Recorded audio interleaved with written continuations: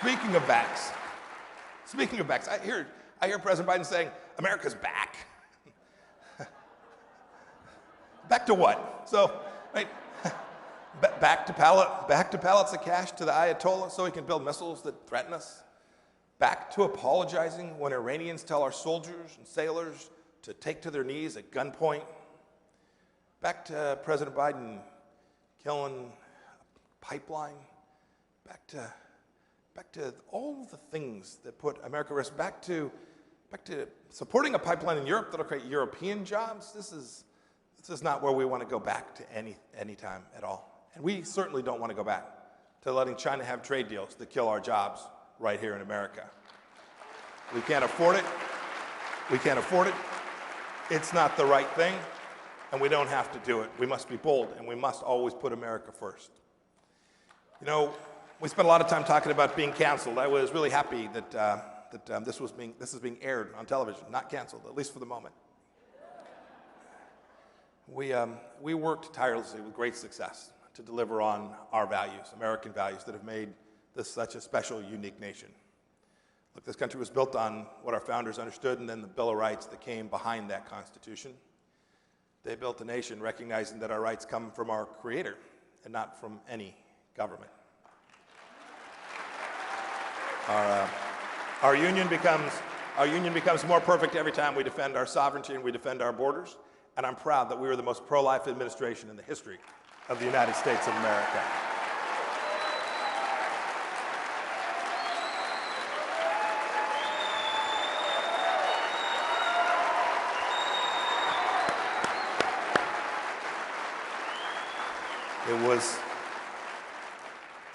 It was my job to deny that any taxpayer dollars from any hardworking America ever went to perform an abortion any place in the world, and we promoted adoption everywhere and always. And don't forget, too, President Trump appointed an awful lot of judges that understand the words life and liberty and that words that have real meaning. I worked with the Mexican government, my counterpart, foreign minister of Mexico and its president, to secure our borders. We worked hard, too, to make sure that drugs and other things didn't traffic across that border, and that meant, too, protecting your right to own firearms. Our Second Amendment matters. It builds communities, it builds strong families, and it makes sure each of us has the right to defend ourselves precisely as our founders intended. You know, I'm always stunned. Liberals pretend to care about the poor, and then they side with the union bosses against the workers. They pretend to stand for children while kids in Democrat-led inner cities aren't in front of computers like they think they are. They're struggling to figure out how to stay safe from drug lords and how to get a meal. That's not good leadership. It's not America First leadership. It's not taking care of those people you're charged with protecting. And we need to get every one of our children back in school. And we need to get them back in now.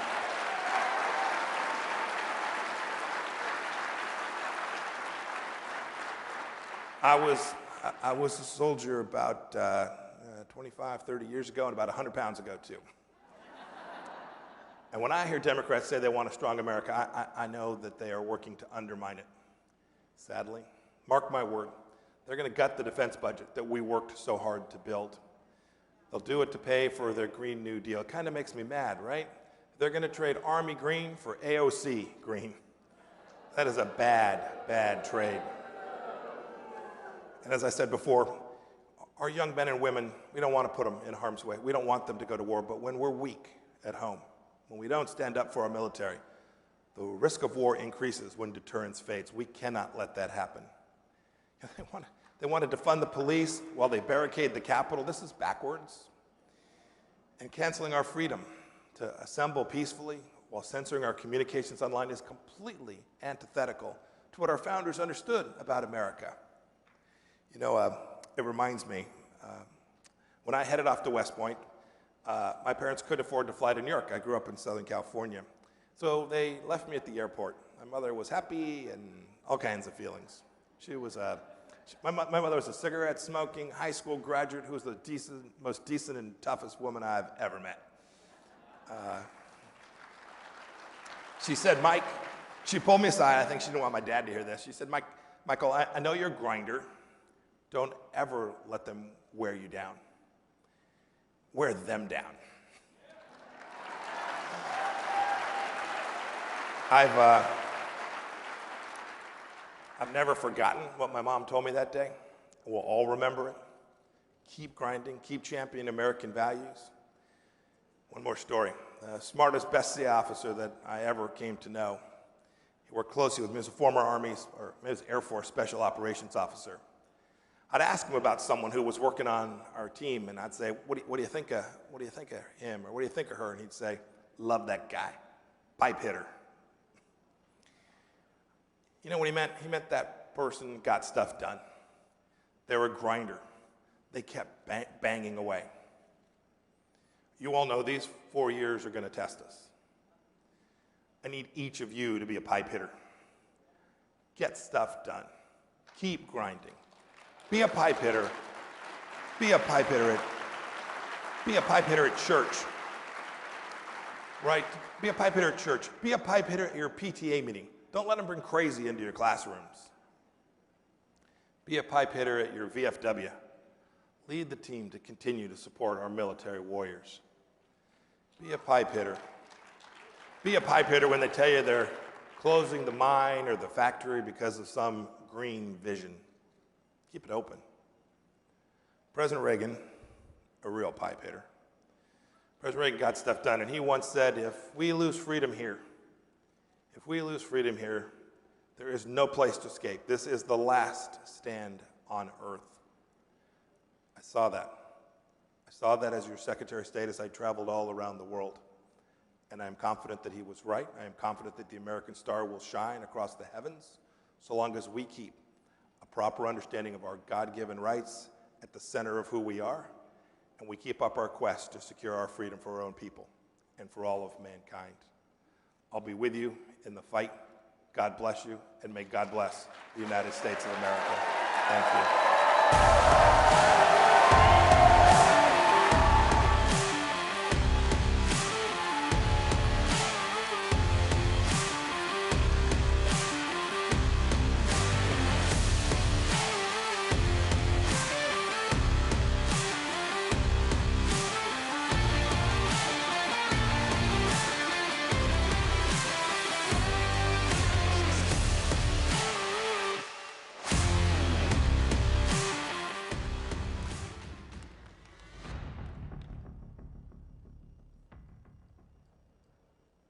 Comey was spying on Trump. Well, the reason he was writing the memos was to create a record so that he could destroy him. I'm paraphrasing, admittedly, but that's pretty clear what was going on. This report confirms they went in to confront him with that ambush interview because they were trying to make a case against him. You had the FBI director under Obama playing spy. We're talking about spying on the Trump campaign, spying on President-elect Trump, spying on President Trump. Comey was the chief spy, and he was designated as such by Barack Obama because they met about this very issue a day or two before in the Oval Office with Barack Obama, Biden, Susan Rice, all the king's horses, all the king's men in there, and Comey was the go-to guy.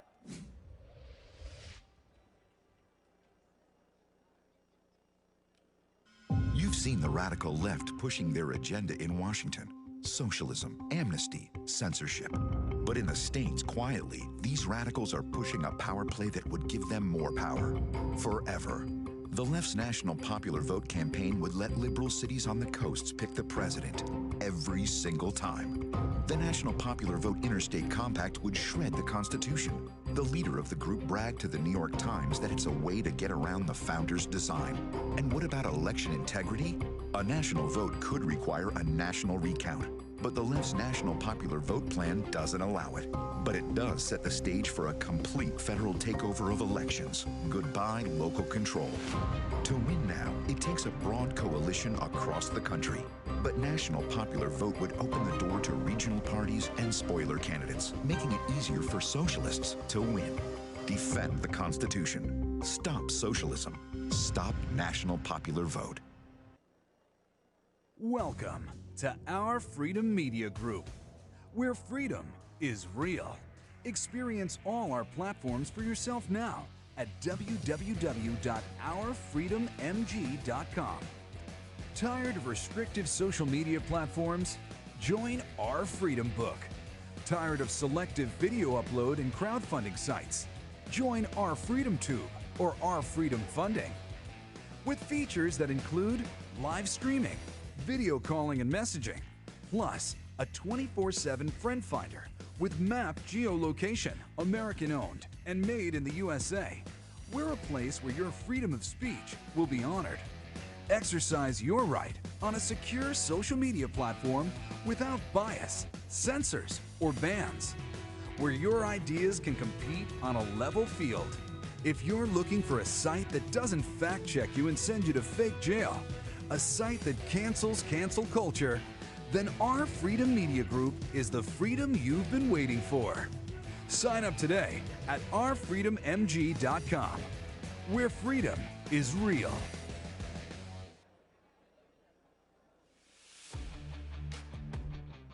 Ladies and gentlemen, this is a discussion of the Second Amendment, the right to bear arms. Please welcome our panel, Arizona Representative Andy Biggs, Colorado Representative Lauren Boebert, former State Representative Vernon Jones, and your moderator, talk radio host Dana Loesch.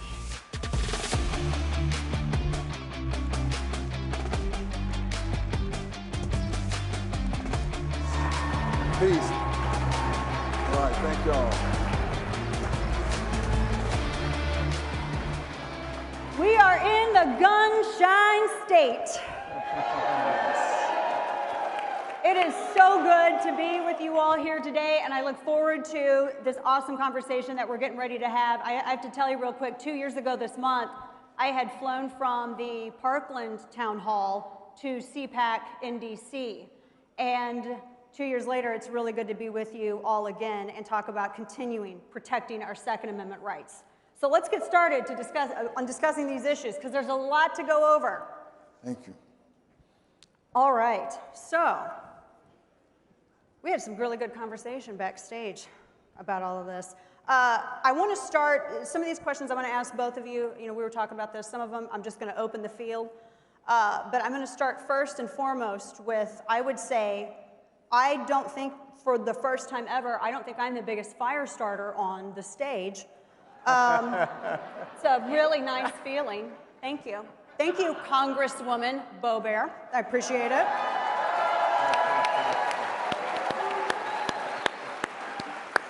So my first question's for you. You were granted a concealed carry permit in Washington, D.C. because you fear for your safety, obviously. I mean, God love you, you're the size of a Keebler elf. So diminutive. But don't let her fool you. But you were worried about your safety. Are you worried about your safety in DC, the Capitol, both? What made you did get the permit, but what drove that decision for you? Well, I've been an advocate for the Second Amendment for nearly 8 years now. I opened a restaurant in Rifle, Colorado, the only city in America named after a gun. Shortly after we opened our restaurant, there was an altercation where a man was beat to death. Outside of your restaurant? I'm sorry? Or where? This outside of my restaurant. Yeah. Outside of my restaurant, he was beat to death by another man. No weapons, no. And I immediately wondered, how am I going to protect everyone? How am I going to take care of the people around me? How am I going to take care of myself? I'm a mom. I have 4 boys. How am I going to protect them if there's a threat? And that's when I started looking into Colorado's carry laws. I took advantage of Colorado's open carry, and I began to carry in our restaurant. My waitresses began to carry, and I saw how Democrats want to take that right away from us. You know very well, Beto O'Rourke told all of us what they intend to do. Hell yes, we're going to take your AR-15s and your AK-47s. He didn't. No, he did not. No, because I drove down to his presidential rally with my Glock on my hip and told him, hell no, you're not. All right. But it's very much, it's a safety issue. Absolutely. And, as a female, you've seen the media portrays you as being huge, as tall as Vernon Jones here, who's sitting on your right. But, You're not, and I mean, there's certain statistics that go along with this. To this point, I want to dovetail off of this really quickly because you and I were talking backstage. Vernon Jones, who represented, state representative for the state of Georgia, 91st district. Yes. Yes. You supported campus carry. Being that we are in Florida, and Florida has led the way on concealed carry, Florida has led the way on firearm rights. There have been a couple of step backs with red flag laws and the disenfranchisement of rights for 18 to 20-year-old military-aged people who would be in college. You supported campus carry in your state. Tell me why. Well, first of all, those who come on campuses to perpetrate a crime, they know that they have access to sitting ducks. But if they know they come on campus and they're going to commit a crime, and some of my friends are hanging out with Smith & Wesson, they're going to see something come back at them, and I doubt they'll feel the same. So many women at night are going through campus trying to get to their car to leave or to come on campus. They need to protect themselves. People, period, need to protect themselves. I believe people who are law-abiding, like me and all of us here, we want the right to bear arms. My mother was 90 years old. She passed last year. And about 6 months before she passed, she said, "Hey, Vernon, you have my gun? You have my gun, don't you?" I said, "Yeah, Mom. What are you going to do with the gun?" "Well, I just want my gun just in case somebody come up in this nursing home. I want to start blowing away." I mean, you know. Oh, Mama Jones. So now we were reared responsibly how to handle the gun. So that's nothing new. We have to protect the Second Amendment. I had to command a very large police department, probably one of the largest in Georgia when I was county executive. I've lost a number of police officers. And I've heard people talk about shootings and killings, and I've seen it on both sides. I've seen officers killed, and I've seen individuals killed. The fact of it is, law-abiding people who want to protect their property and want to protect themselves, they use guns responsibly. But you have some bad actors out there. But we have laws in place. If you're a felon, you can't purchase a gun. Many states have that. And when we see, and one of the problems I have with this legislation with Mark Rubio, I don't know if you're getting that later, but it says if you're a domestic terrorist. Well, what's the definition of a domestic terrorist? Does it mean that Vernon Jones, if I go to the United States Capitol and I want to protest peacefully, now I'm under the terrorist watch and I haven't done anything wrong? Wait a minute, that is, something's not right. John Lewis was on a no-fly zone, Congressman John Lewis, many. So what is a terrorist? You and me could be a terrorist in their definition, and that legislation does not define what a terrorist is. And that's a little scary there, because it can happen to all of us. That is troubling, and this sets up my question, Congressman Andy Biggs, to you. We are in, again, the gunshine state, and this is Senator Marco Rubio's state. He has reintroduced legislation. It is called the Terror Intelligence Improvement Act, and I'm going to read a quote from the bill. It says, "The bill would also provide more authority for law enforcement agencies to go after suspected terrorists while safeguarding law-abiding citizens' Second Amendment and due process rights." Well, I've read the bill thoroughly. I've written quite a bit about it, and I've discussed it a lot on air. My concern is the use of lists, Congressman, as evidence. I don't want a terrorist buying a gun, much less, I don't even want them walking out on the street, much less buying a gun. So if we're that worried that we're going to enforce a penalty, why not just indict them? Why not arrest them? Yeah, I mean, that really gets to the point of what a pre-crime is. So if you say it's somebody who is a suspected terrorist, what do you mean by suspected terrorist? We have definitions of terrorists. By the way, the left, we had committee hearings this week where they basically defined anybody who voted for Donald Trump as a domestic terrorist. Yeah. So what are we? Are we all suspected terrorists because there is a mindset in the authoritarian left? So you actually, it's kind of a misnomer when they say they're going to protect due process. You cannot protect due process and put somebody on a list and say they're a suspected terrorist, and because they're a suspected terrorist, we have no reasonable articulable suspicion, we don't have any probable cause, thus we cannot arrest, we cannot adequately investigate, but we're going to put them on a list. That is a huge hole and a violation of our constitutional rights, both the Fourth Amendment and the Second Amendment, and that's a real problem here, and those are some of the underlying problems with that bill. And that should be a flusher. We should just be flushing that bill. And to that point, we don't even know the criteria for even getting on that list. There's been quite a bit written about this. Now, you have a terror watch list, and then you have a no-fly list, but it's the same. We don't even know the criteria to get on this. And I don't know what the left has with lists, but I'm not a fan of that at all. Now, a couple of other things that I want to get into, because I want to hit the big issues, and I want to get into some personal stories here. One of the things that we were talking about, and this has been in the news because the Biden administration, they've promised gun control. Unfortunately, Joe Biden does not have the muscle in Congress to make that happen. I mean, I think what Manchin Toomey went through the Senate by like 53, 54. They didn't have enough when that was happening.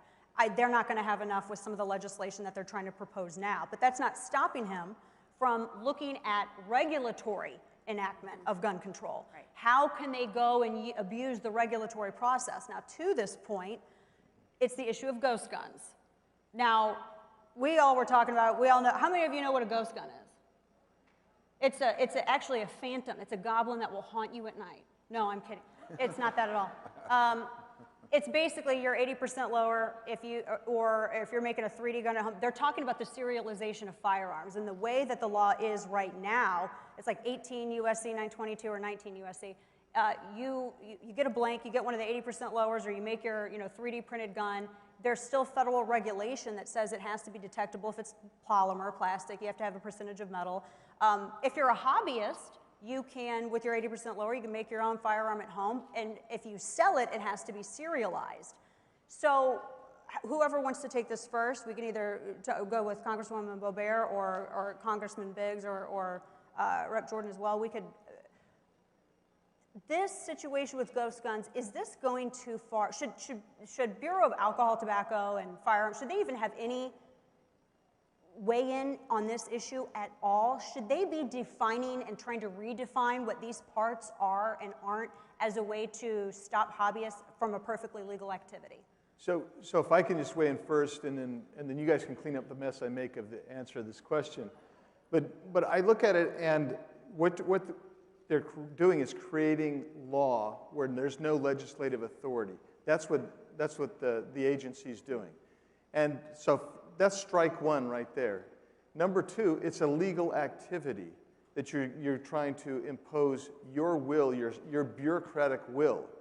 And this is the problem with all of Washington, D.C., is that Congress will punt and lay down so the bureaucrats can go out and do whatever they want. I would say that if we as legislators thought there was a problem, that's where it would originate. We should be doing that. There is no problem right here. This is a manufactured crisis so that the bureaucrats can go over and take over, and it's one more inroad in violation of the God-given right, Second Amendment. Yeah, no, I would agree. You didn't make a mess of that at all. That was a good answer.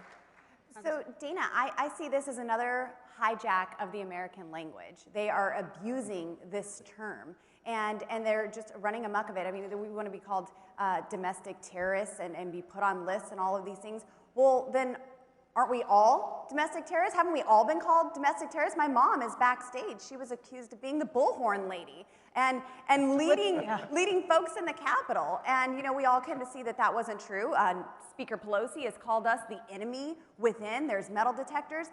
At the end of the day, this is all about control. D.C. wants control of everyone's life. And I am there to defend our Second Amendment. This isn't about taking my gun. It's about taking your guns. And I will stand up for your God-given rights every single day.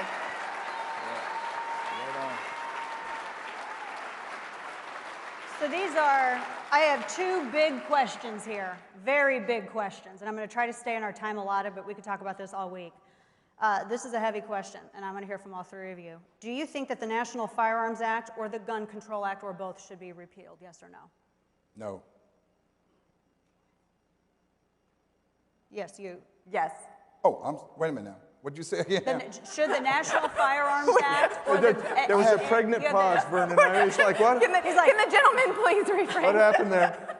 Should the National Firearms Act, the Gun Control Act, be repealed? Should the National Firearms Act be repealed? Yes, ma'am. Yes. Congressman? Yes. Yes. I got confused. Take down those words. Yeah. I got a little confused. I thought you said, should we take away our guns? I was like a flat. I'm no. No, we're not. Period, He's no. already no, you may not have them. I've been saying no so long when it comes to taking away our rights. I'm just no. Yeah. Anyhow, thank you, Dana. The funny thing is, Republicans are called the party of no, but we're saying no to all of their no's. They don't want you to be able to protect yourself. They don't want you to have freedom of speech. Right. They don't want you to have freedom of religion. In Colorado, they don't want us to have our public lands. They are the party of no. We are saying no. We are saying a big hell no to all of their no's.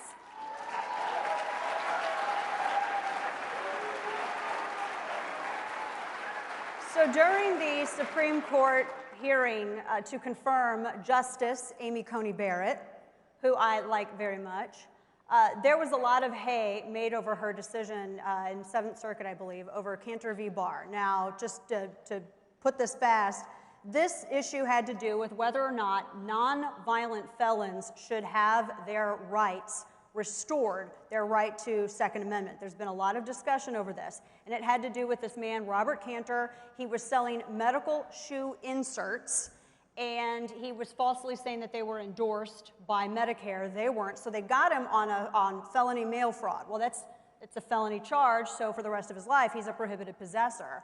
And Amy Coney Barrett was arguing in her opinion on the case that that's not historically what the litmus is, whether or not someone is a danger to themselves or is dangerous, period, a danger to other people. That should come into play. I mean, obviously, violent felons are separate, but where it concerns nonviolent felons, the court never said that Robert Cantor was violent. Robert Cantor was never violent, and so a lot of people were trying to smear her over that. That context, now that you have it, my question for you three, do you believe that nonviolent felons, in the context of this discussion with Cantor v. Barr, should have their Second Amendment rights restored? Absolutely. Let me say this. It's kind of interesting. Republicans are going to have to start taking the lead on a lot of issues that were really created by Democrats. Amen to that. That's good.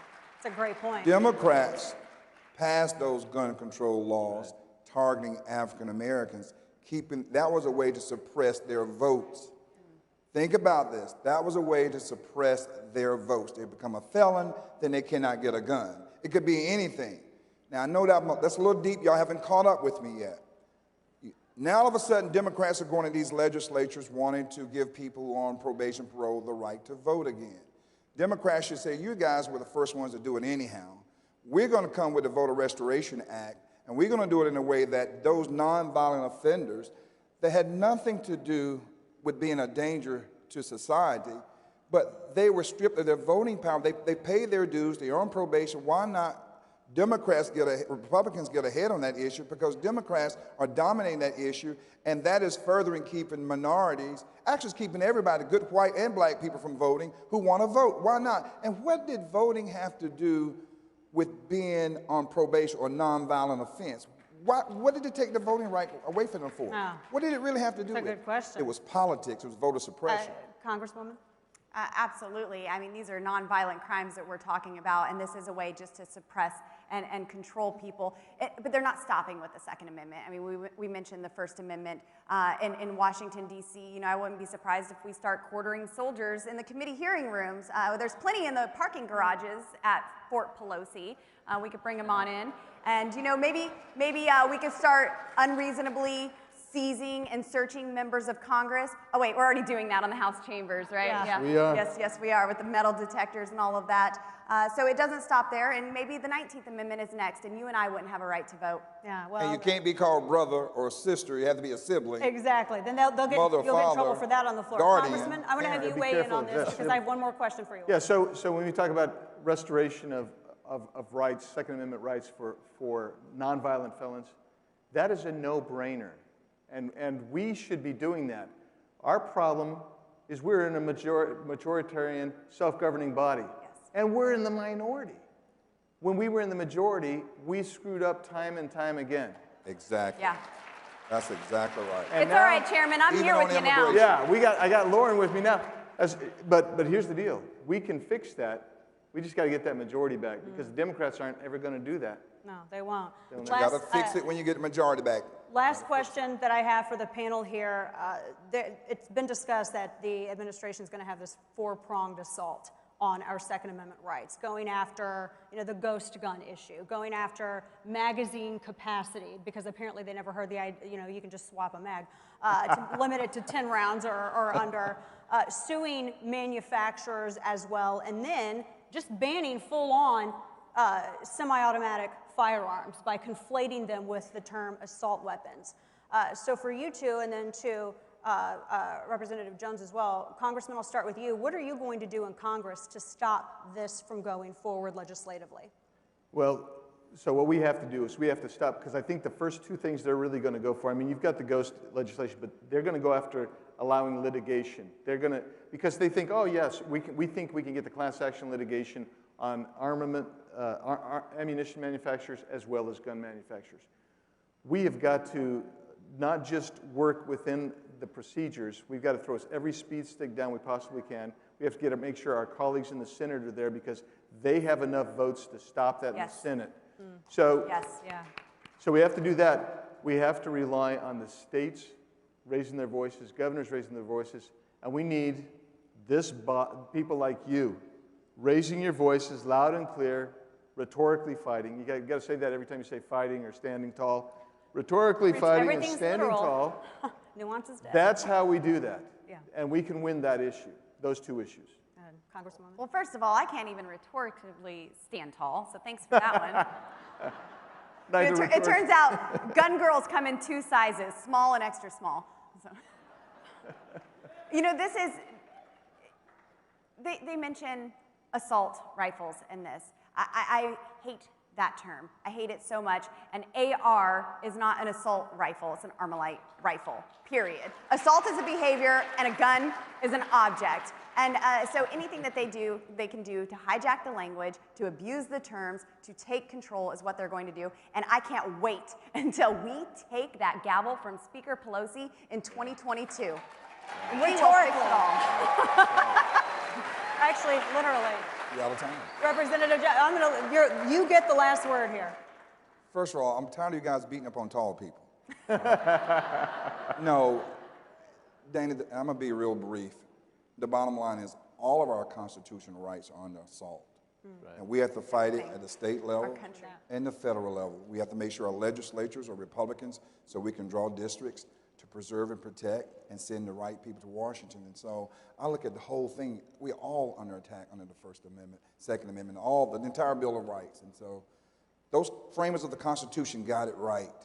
That document has survived every document that has been out there. They got it right. And they didn't have an iPad or a laptop or a cell phone.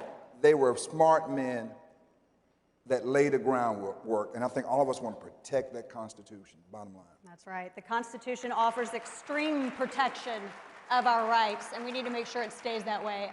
Panel, thank you all so much. I so appreciate Congressman Biggs, Congresswoman Boebert, and Representative Jones. Thank you so much. Thank you all. God bless.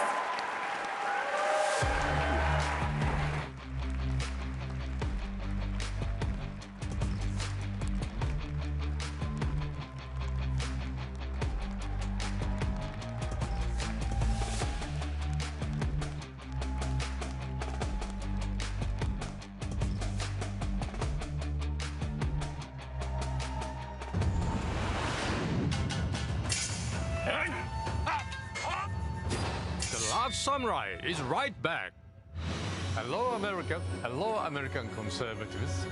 My name is Genki Fuji. I'm a Japanese journalist and an author of more than 70 books on international relations. I run online World Forecast News Service. I attended the CPAC last year. I respect President Trump and American conservatives. Many Japanese admire President Trump for his courage, inspiration, and energy. President Trump is a real samurai of America. His popularity is still very high in Japan. I'll show you one example. I translated Doug Wiz inside Trump's White House into Japanese. The translation came out shortly after the election last November, but the book sold very well. We have so far sold 50,000 copies in Japan. Egregious election fraud took place last November. Communist China is standing behind it. Now, socialist coup is going on in the US. Freedom of speech is in crisis. The political situation of Japan is currently quite similar to the US. American conservatives and Japanese conservatives should fight back together to defend freedom. We are confronting the cancel culture in Japan too. Leftists are trying to deny totally the Japanese history of 3,000 years. In particular, they dislike samurai spirits. In today's world, Chinese communists are the center of the totalitarian movement. They are destroying freedom all over the world. President Trump and American conservatives fought against the Chinese communists in order to protect the entire free world. We appreciate that, and we Japanese fight together. America has been the beacon of hope for those fighting against communism. Chinese communists are a real threat to us. Chinese military ships are threatening Japanese territorial waters every day. Chinese Communist Empire is another evil empire. Chinese communists want to invade Japan, Taiwan, India, and other democracies in Asia. I have many friends in Taiwan. Taiwan is a fortress of freedom in East Asia. Japan was a nation of samurai. When Commodore Perry came to Japan in 1853, he must deal with tough Japanese samurai to open up then closed country Japan. In today's Tokyo, you don't see samurai anymore. However, spirit of samurai lives on in ordinary Japanese people, not in bureaucrats nor in politicians. Still, samurai spirit is an indispensable element of our tradition. From my viewpoint, you American conservatives are American samurai. The Japanese sword is the symbol of samurai spirit. What the Japanese sword is to samurai is what a gun is to American freemen. Freedom of speech is the foundation of democracy.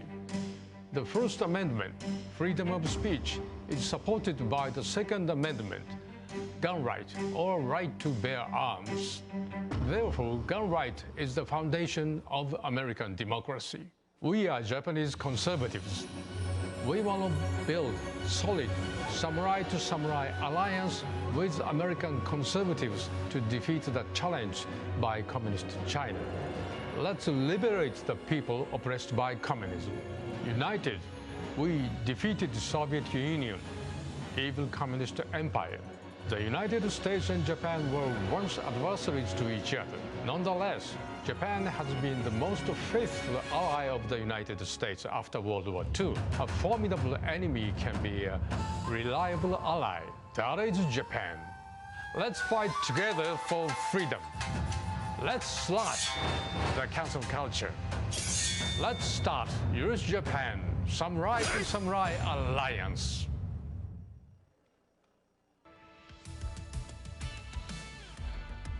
Ladies and gentlemen, ask yourself, are consumers powerless?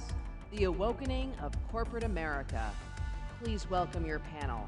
Ohio Representative Warren Davidson, Texas Representative Roger Williams, from Second Vote, Amy Lanham-Wilhite, and your moderator, from The Spectator, Amber Athey.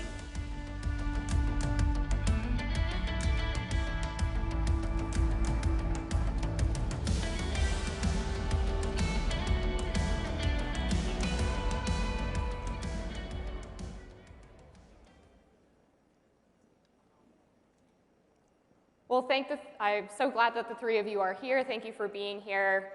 We are joined by Congressman Roger Williams, Congressman Warren Davidson, and Amy Wilhite from Second Vote. And I think this is such an important topic because at this point, I think everyone realizes what corporations are doing, how they've really started to toe the line of wokeness and progressivism. But what I'm curious about and what I hope you all can help answer is, one, why are companies doing this? And two, how can the American consumer fight back? You know, Nike is getting rid of shoes that have the Betsy Ross flag on it because it's allegedly racist and a throwback to slavery. You have Disney that's, you know, firing Gina Carano for expressing an opinion about political hatred, ironically enough. And I just wonder, is this profitable for companies? Why are they doing this when so many everyday Americans want politics out of their life? They don't want politics injected into everything they do. So maybe one of you could attempt to answer, you know, why the companies are towing this line. Sure, I'd like to jump right in. So we've seen the left do this for years. I mean, it's not like it just happened. It's been going on. They have a loud voice. They're out there raising all these concerns with these corporations. And so conservatives we're hardworking folks. We want to raise our families. We want to share with them the American principles. And the left has just been very, very vocal over the last, you know, several years. And so we've got to become more vocal with what we're doing so that we can get them to listen to us. And there are things that we can do about that. And second vote, we say your first vote is at the ballot box, and your second vote is with your wallet. The power is in our pocket. And Dr. David Black and Congressman Diane Black founded Second Vote 9 years ago when they made a donation at a check register after grocery shopping. And Dr. Black made a donation, and they were walking to the parking lot. And Congressman Black said, "Why did you do that?" He said, "Why wouldn't I do that?" And she said, "Because they actually support Planned Parenthood." So he was like, "What else do I not know?" So he put together this organization, research, and we've got over 1,600 companies that we've researched, and we've scored them on the top conservative issues so that consumers can actually shop their values. When we actually start doing that, we can make a difference to the bottom line of these corporations and these organizations. And Congressman Davidson, you're on the Financial Services Committee, and you know, it turns out apparently that a lot of the shareholders in these companies, when they're making these decisions, are not actually the ones voting for this sort of progressive orthodoxy that's taken over the business world. Can you explain how exactly that works? Yeah, so if you think about who owns companies, there's a whole shift in terms of what it means to be a fiduciary. So you see the word fiduciary responsibility. This would be officers and directors. They have a responsibility, a duty of care to provide a profit-maximizing return for whom? For the shareholders, right? And the shareholders get a vote. You see these efforts right now by the woke left to shift that to environmental, social, governance goals, different metrics that go after stakeholders. Stakeholders are not shareholders. It's never well defined, but who is it definitely not? It's not shareholders, right? And they've already used their influence over shareholders because the owners of the companies are often big pension funds, steered by left management of the pension fund. And when CalPERS, for example, decided in the 90s to not invest in tobacco companies, it cost the pension fund over $500 billion in missed returns, right? So one of the hearings we had, you know, a few years ago, I asked the representative from the CalPERS fund, did that represent the best interest of your pensioners? Well, the answer is of course not. Now, he said it did, but facts don't seem to matter in any of these debates. And then behind it, when the pension funds aren't the voters, individual shareholders, let's say you have Fidelity, you know, whoever, you know, Schwab, Robinhood, right?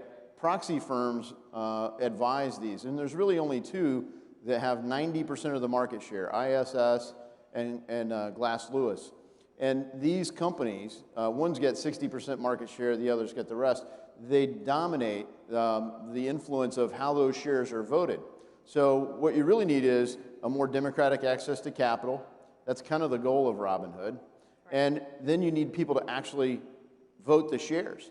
And most of us don't do that. Most of us just, you know, used to get the big paper, now you get emails and everything else.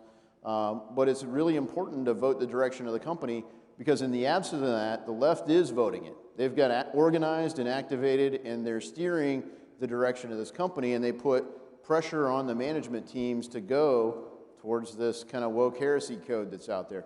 Yeah, and there's so much hypocrisy involved here as well. You know, these companies that take these public stances that seem to align with wokeism behind the scenes are running their businesses in a what in what these progressives would consider to be a very unwoke way. Disney, for example, filmed its Mulan remake next to the Uyghur concentration camps. And you know, the NBA bows down to communist China while trotting out its players in Black Lives Matter shirts. So Congressman Williams, I guess I would ask you, why exactly are the companies able to get away with this? How can they have one public stance while their business practices go against what they're preaching and no one seems to care? Well, a lot of people care. You know, I'm a small business owner. I'm one of the few in Congress actually still owns a business, employ hundreds of people back in Texas. But the fact of the matter is, you know, I think a lot of businesses, especially Main Street. Now, remember, Main Street business is 70% of the payroll, 75% of the workforce. And mainstream business still runs this country, and and these are bullies. These people bully people. The fact of the matter is, if we get back to Main Street values, and I'm an old school capitalist, if we get back there and let competition work, a lot of this we won't have to do. You won't have to bow to these people, for crying out loud. Competition, let the consumer decide. Let people compete. Take the regulations away from people. And all this conversation about, like you just brought up, about siding with the Chinese and this and that. You know, you can't be all things to all people. You eventually got to go back to your roots, and that's American capitalism, where you can invest 100, lose 100, invest 100, make 100, risk and reward, and we've got to get back to that. Otherwise, the private sector is going to be choked out. Main Street America will be choked out.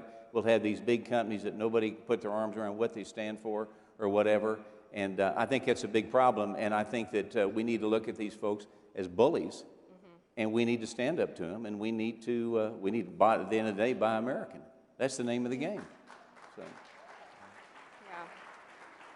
Yeah. I wonder, is competition enough now? Because with the social media companies, you know, conservatives created Parler to have a place to speak, and then that was stripped of its web hosting service and shut down by Amazon, and there was collusion among the big tech companies to shut them down. And then with GameStop, you know, Robinhood stopped trading to literally stop people from making money in a legal and acceptable manner. So is there anything that you're doing in Congress, you know, with legislation or measures that you're taking with the force of the government in order to make sure that people have fair access to the marketplace?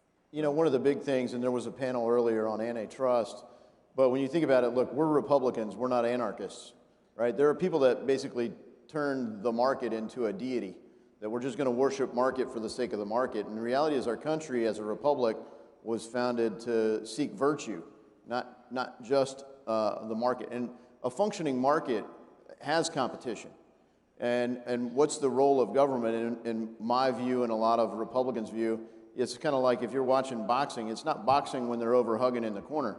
The referee's got to go break them up and make them fight. And right now, in market after market, there's nobody engaged in fighting. There's so much concentration, so much power.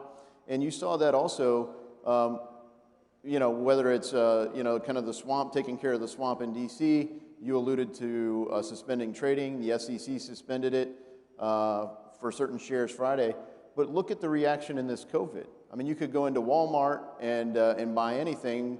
You could buy all kinds of bicycles, but if you want to go to a Main Street bike shop, you couldn't go in. You could have fake flowers delivered from Amazon, but if you wanted a local florist to deliver live flowers, you couldn't do that. And so the biggest companies got bigger and more profitable, and Main Street has been crippled.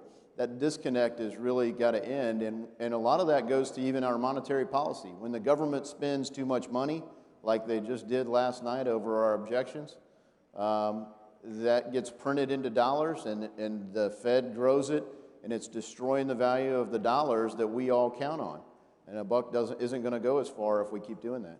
I think that's a great point about how the pandemic has really shut down small businesses, and corporations in many cases have used these restrictions to amass even more power than ever. Amazon, for example, had its best quarter at the height of the pandemic. So Amy, what is your organization doing to make sure that small businesses survive and in encouraging people to go spend their money there? I mean, it's difficult now because so many of them have either shut down or are unable to do business because of regulations. Right, and we've always said to shop local first. Before you go out to the big box stores, Shop local, because those are the folks that you know in your communities. They're supporting your Little League and your high school choir. The money is staying in the community. And you know these folks, and they mostly align with your values. And so these big box organizations that you go shop to, they are funneling these organizations that are attacking our values.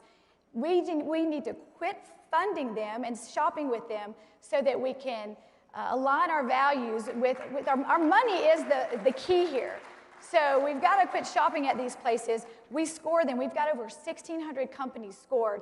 It's secondvote.com. You can go to our website or down an application and search a company's score. And you can look on there and see what they're giving with their charitable dollars and what they're supporting. And so we've got to look at that. We've got to take notice. We can't continue to do what we've been doing. We've got to make a difference. And it's us here today. Everybody here, you guys are making the difference. You're here, you want to. But we've got to all do it together. And we can't do it just one time. We can't not go shop here because they did this. We've got to do it for the long haul. Right.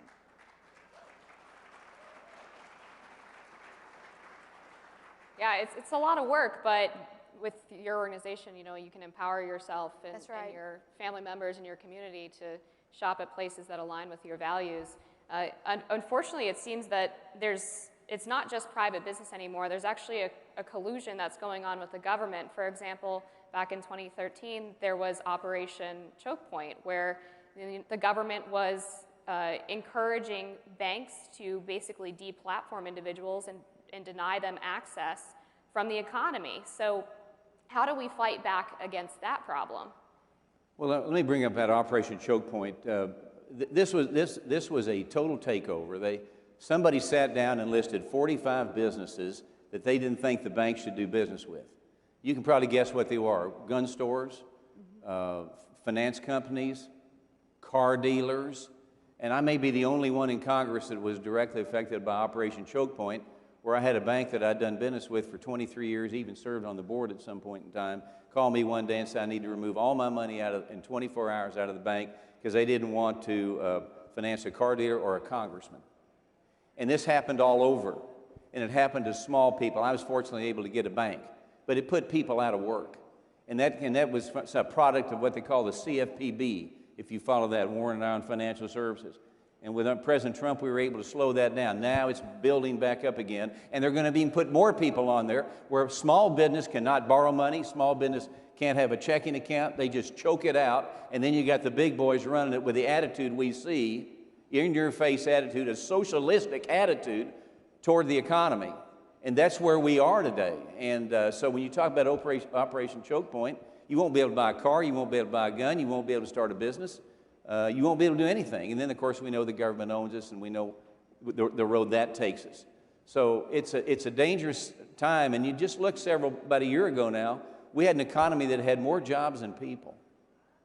How could that ever happen? Did any of us think that would happen? I didn't think so. We had more jobs than people, and now this president has gone in there in 3 weeks, just gutted everything. So we can get back to where we were, but that's why 2022 is so important. We have to make sure we get the House and get the Senate, so we're not having these kind of conversations 2 years from now. So it's a dangerous thing, and you got to watch the big companies because they'll choke the little guy out. And like you said, the little guy is America. That's right. The little guy is our friend. The little guy is the payroll. The little guy is the deposit. The little guy is the one that gives you service, and the little guy is the one that knows your name. That's what we're fighting for. That's risk and reward. It's American capitalism. So let's support them. Let's support them Totally. And quit supporting these other organizations. Yeah, the importance of elections really can't be overstated. You're on the Financial Services Committee with Maxine Waters, Al Green, 3 out of 4 members of the squad. These people have so much control over who gets access to the economy, which businesses get to stay open. Tell us about working with these people. How much control do they want? Well, it's a tightly controlled committee, as everyone has found out. Maxine Waters rules it with an iron fist. But if you look at the ideas that Roger talked about in Operation Choke Point, the idea that you can cancel people, look, Congresswoman Ocasio-Cortez has made the case, like, no one should bank these people, right? And you would think that people that in the past have experienced discrimination, where they couldn't get a loan because they were the wrong people on the end of this people. And look, that's a reality in our country. We shouldn't deny that. but we should fight to make sure we don't go back to that and just replace the these people with some different group of people. And when you can't make it illegal on the front end, like guns, they will try to make it illegal on the back end by debanking you, deplatforming you, and canceling you. And if right now they're doing it largely to companies and a handful of individuals, but the reality is you can look at any number of dystopian futures. I don't know, I'm fond of Revelation. It looks pretty scary, and they want to cancel what you can buy. There are people talking about the exact same logic of that today. They want to end cash. They want a central bank digital currency that the government controls. They can see every transaction you've got. And in China, they're already doing this, right? They don't just have a credit score in China. They have a social credit score, right? So they use facial recognition, tracking. They track your location. If you got a cell phone, you essentially got an ankle bracelet where they track your location and everything. And they will say, boy, I don't know, it looks like you might have been at CPAC. Social credit score going down, you know, for example. And that's what they're already doing in China. And there are people on the left that are hoping for that vision to come true in America. So look, policy really does matter. And they know, because that's why the cast of characters you listed, the squad and some of the most outspoken folks on the left are in the Financial Services Committee that Roger and I serve on. Well, I think there is some cause for optimism because the very hotel that we were sitting in was almost canceled for hosting CPAC, and they just released a statement shortly before we came on stage affirming their right to host people who believe in freedom of speech. Right, so let's reward the companies that, you know, stand up for everyday Americans and go after the elites who want to oppress us. Thank you, Congressman Davidson, Congressman Williams, Amy Wilhite. Thank you so much for doing this panel. It was a wonderful conversation. Thank you. Thank you. Thank you. Thank you all.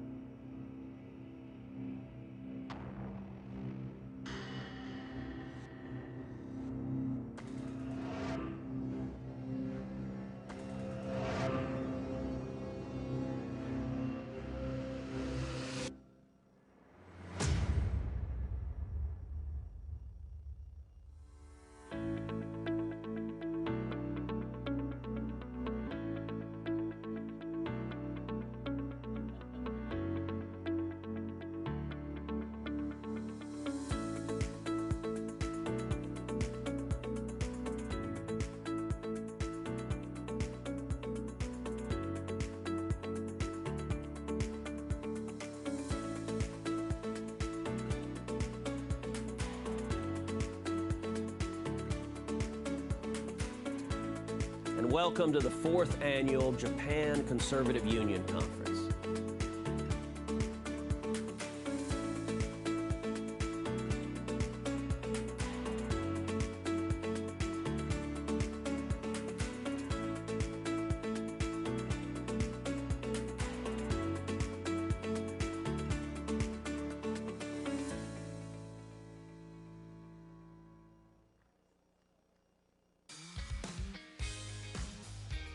Ladies and gentlemen, from Fox and Friends Weekend, please welcome Pete Hegseth.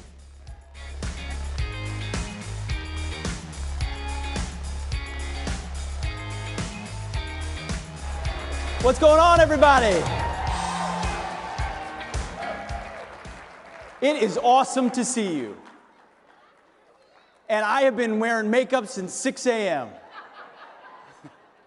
I'm not kidding. When they told me, Pete, you get to talk at 3 p.m., I said, that's like 8 p.m. for me as a morning show host. It's beautiful. Prime time. But I'm so grateful to be here. And if you would all turn around and wave to the cameras, because Fox Nation is here too, and we're grateful they are streaming this entire thing. So honored to be here and be a part of this. And if you haven't come by the booth in the morning, come by and say hello to us tomorrow morning on Fox and Friends. We'll be broadcasting all morning long. But I'll tell you, it's been a lot of fun to watch all these speakers. All of them, especially the young folks. Your Charlie Kirks and your James O'Keefes and your Don Jr. How about Dan Bongino? The doers. The doers of the conservative movement that have stood up and said, we're not going to let the left come over, control, and destroy our country, which is what we know they want to do. And we stand on the shoulders of conservative giants at a convention like this, don't we? I mean, William F. Buckley, Ronald Reagan, Newt Gingrich, Rush Limbaugh. Listen, we all have advanced degrees from the Limbaugh Institute for Advanced Conservative Studies. Let's not kid ourselves. Breitbart, Levin, men and women who have had an uncompromising willingness and ability to chart the course for freedom. You know, we call ourselves conservatives, but what are we really? We're freedom lovers. That's what we are. We stand at the Conservative Political Action Conference here, remembering all those people that came before us, so grateful for this nation that they gifted us. You know, I'm convinced, I think I have the best job in the country. Because Fox and Friends gives me the job, I don't know if the title is diner correspondent, breakfast guy, pancake Pete, whatever. They fly me across the country to Middle America to have breakfast with wonderful, regular folks across America. Ohio, North Carolina, Texas, Florida, here. We did one in Orlando, Dixie Bells. It was amazing. You should try their biscuits and gravy, unbelievable. But what I get the privilege of doing is, yeah, I do 3 segments over 3 hours with Fox and Friends, and we're talking politics with people as they have breakfast, getting the voices of average people. But I actually get to spend 4 hours at diner tables with average Americans talking about their lives. Truck drivers, teachers, construction workers, bus drivers, nurses, cops, vets, the people that make America work, that work hard. Who you might call them the forgotten men and women. And what did our president, Donald Trump, what did he call them? The real elites. And he's right. Do you know why he's right? Because when I sit down with these folks, I sit down with a school teacher or a construction worker or a small business owner or a cook at a restaurant or the waitress at the restaurant we're at. And they're not talking about esoteric things that the Ivy League talks about or MSNBC talks about. They're talking about the Bible and faith and prayer and their family, hard work, supporting the police, standing for the anthem, the First Amendment, the Second Amendment, the 10th Amendment, the things that our founders understood and loved and cherished. That, to me, is real elitism. That's what our country is grounded in. Active, average citizens who know what really matters. Guess what? In the last time they talked about the Bible at the Ivy League was? Like 1840. Seriously, our elite institutions have lost any knowledge whatsoever of what really matters in our country. So I'm honored to have that assignment, to travel across the country and meet those people who would be here if they can, who need you as active activists to fight for them and the basic freedoms that we love in this nation, because they're watching it get ripped away from them.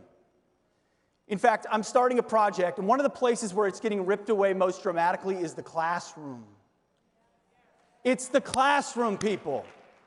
You know, at Fox Nation, I have a great opportunity to do documentaries about things I really love and I'm passionate about. Biblical history, I've gone to Jerusalem, Bethlehem, the Holy City, to talk about Israel, the state of Israel, something I'm very passionate about. I sit down with modern warriors. You know, I once had a 3.5-hour conversation with Rob O'Neill, the guy that shot bin Laden. We had way too many beers, and it was an unbelievable story. And I said, what if every American could hear that story? So I started a series called Modern Warriors, where sometimes we have a few too many beers, and then we have a conversation with vets, and we hear the real story. Well, the project I'm working on right now It doesn't even have a title yet. It's called the 16,000-Hour War. And it's about the 16,000 hours, that's the working title, that government schools and public schools have our kids from K through 12. And how far they've gone in turning those schools into indoctrination camps for the left. 100%. And as we started doing our research, we thought, well, is this something that started in the 60s, kind of a 60s thing? No. This goes back much further than that. It's a 100-year-old project of progressives. And what's the first thing they removed from the public classroom when they had the opportunity? The Bible. Okay?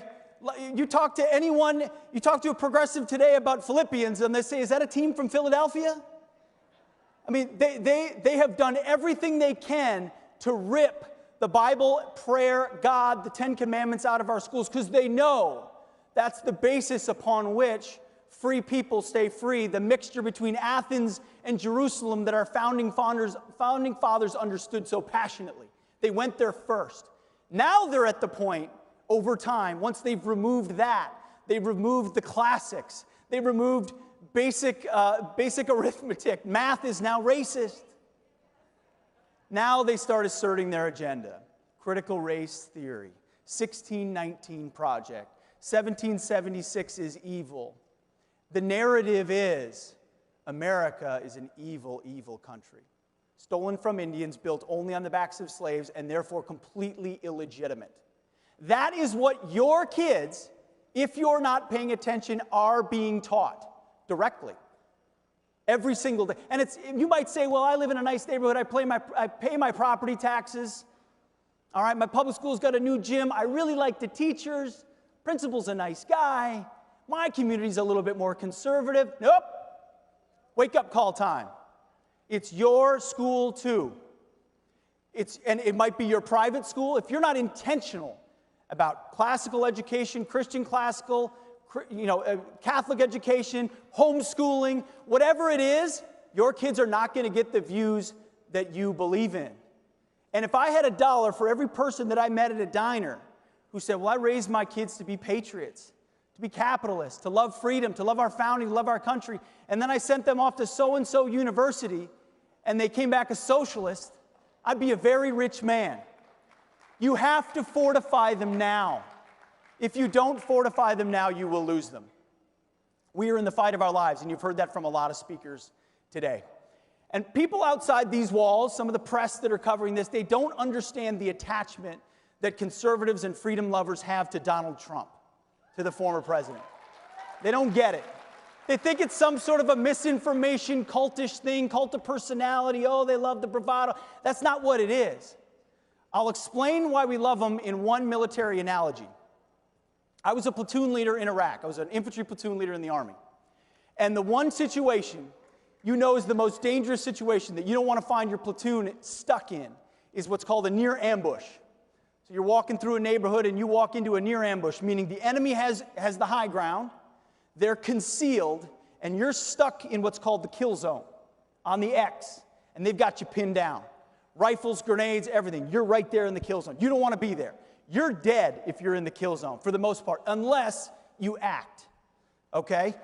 The battle drill for being in the kill zone of a near ambush is definitely not crouch down and hope you survive, because it's never going to happen. Your only option is to immediately seek cover, immediately pop your grenade, throw it, and then charge toward the enemy that you still can't see. That's your only option if you want to survive. This is all metaphorically, of course, for the media out there. Right? Caveat necessary. It's your only hope. All right? Well, Republicans for decades, for years, have sat in the kill zone and said, just kind of like us, we're okay. We're not that bad. We're okay. We're nice behind our podiums, dressed up like this, hey, everybody, we're going to cut taxes just a little bit more. It doesn't work. Donald Trump said it's time to throw the grenades and charge at the enemy.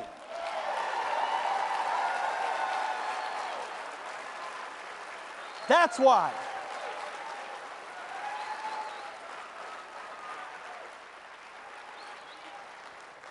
That's why. You want a leader that believes in you, that listens to you, that listens to the people at the diners and understand what they love about this country, and then is willing to actually fight for it. And what happens in a near ambush if you seize the initiative and charge at the enemy? Pretty soon they have to pop out of the tall grass, out of their concealed positions. Now you're on the offensive, and they're screaming. And what do? They just scream, "You're a racist." Right? They call you names. They expose themselves for the fake news media that they are. They come out and just say, "You're right, we are socialists." It's exactly what they do. We know who they are, and Donald Trump has exposed them, which means we have to have the spine to follow through on that fight, because what we're defending is not difficult to defend. It's the flag we love and the freedoms we cherish and the faith we have and the families we want to protect.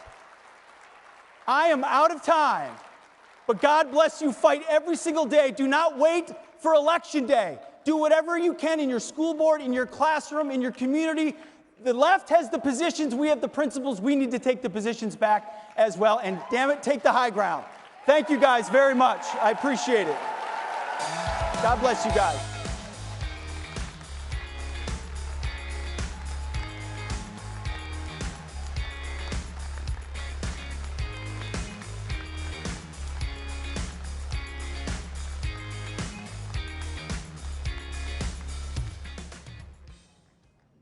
Hi everybody, my name is Eduardo Bolsonaro. I'm the son of the President of Brazil, Jair Bolsonaro, and also the most voted ever congressman here in Brazil. And how I'm fighting back against communism. We are here fighting back, occupying spaces and all the opportunities that we have on the media, internet, everywhere. Going into universities, talking with the young people, and I think our main tool that we have to do that is the truth. Telling the truth to the people is how my father got elected, not using even $1 million. And I think this is the way that we have to fight back. They know that, so what do? They try to censorship us. As we are looking nowadays, especially by the big tech. So we don't have a solution for that, but here we are using bills, trying to approve new laws, copying US, copying Poland, trying to make sure that we are going to have our freedom of speech, not only on the internet, but everywhere. So thanks God that we are here, and I also have a bill here criminalizing Nazism and communism. Thank you, see you later.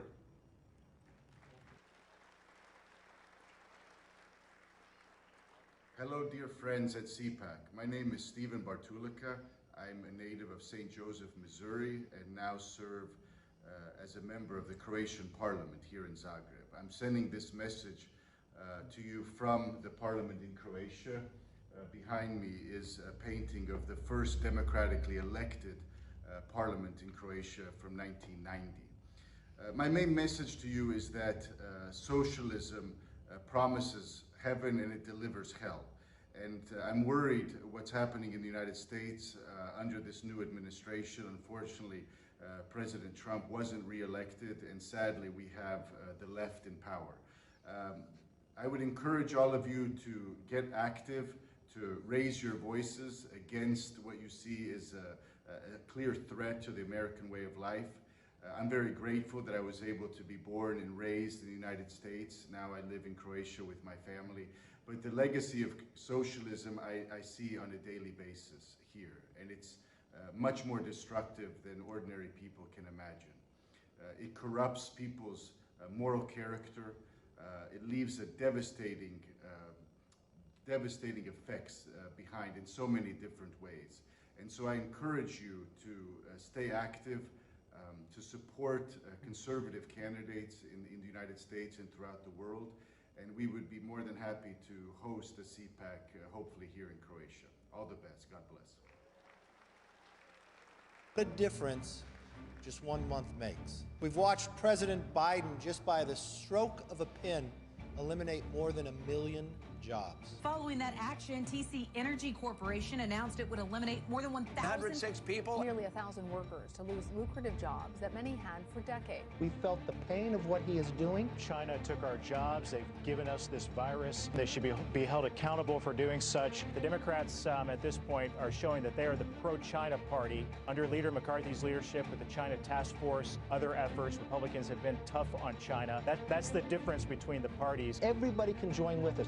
We are going to continue to listen to the forgotten woman and man across this country, and we'll continue to put America first.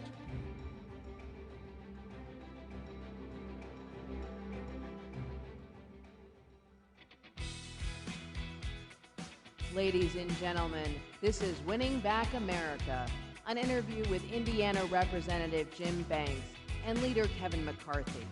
Please welcome the chairman of the American Conservative Union, Matt Schlapp.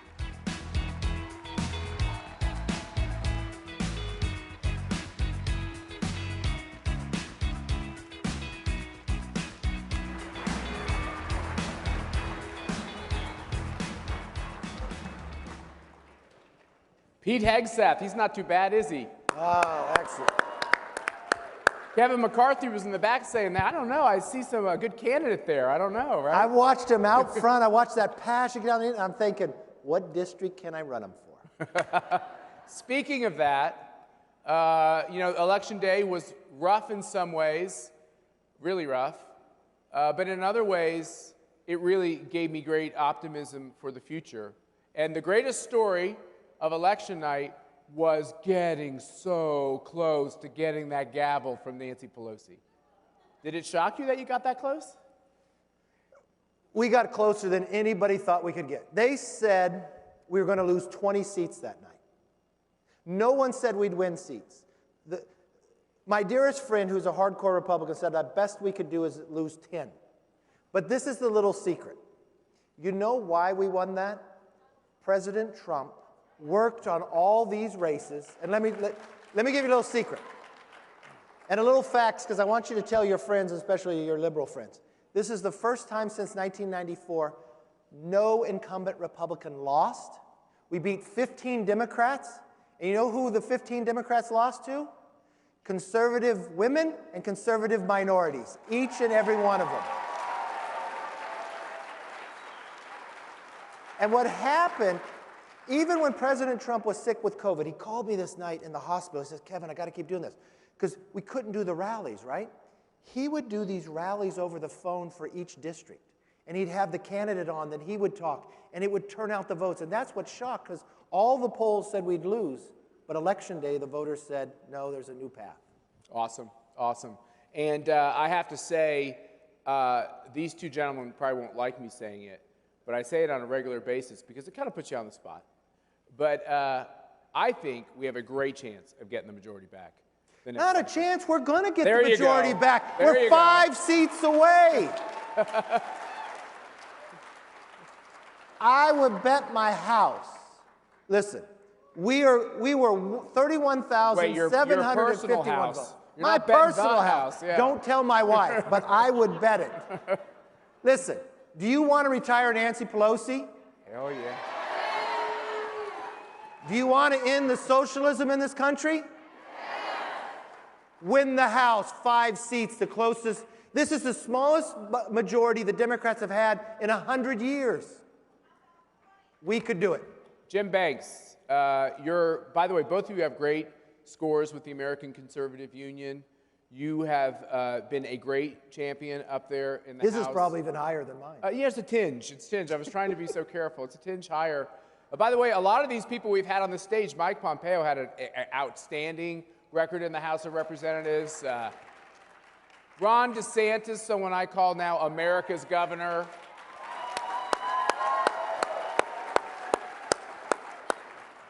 And I guess what I'm learning from that is when you see conservatives get put in positions of power, what you realize about the conservative philosophy when well executed, it just makes a lot of sense.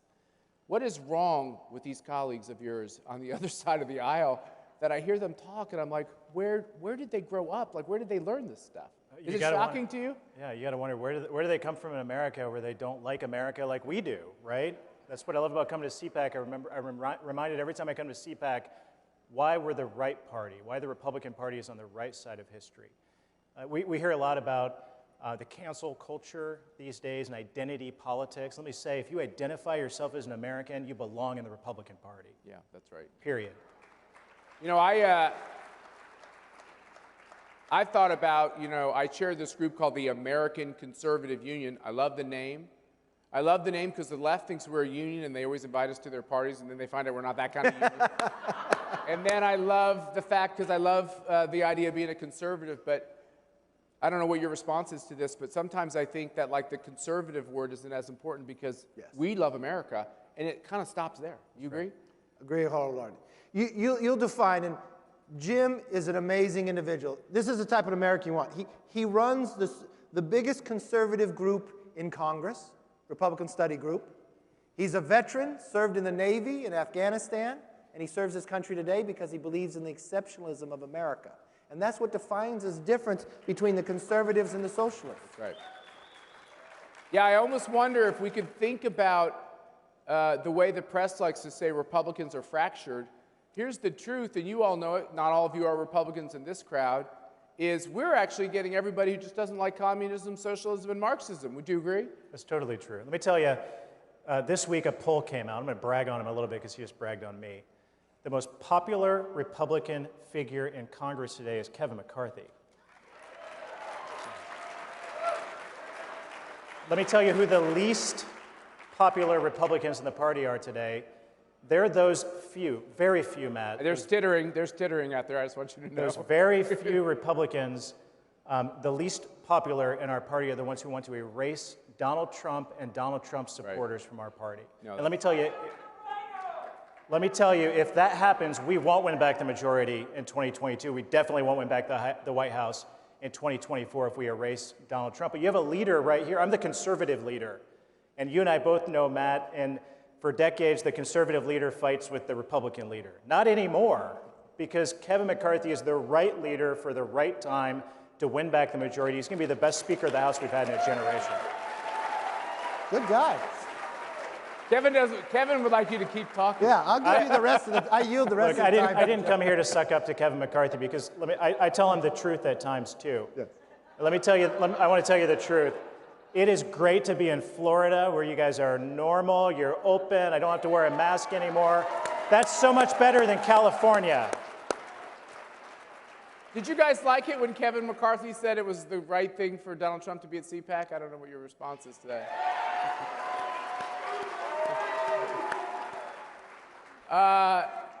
And we're getting closer.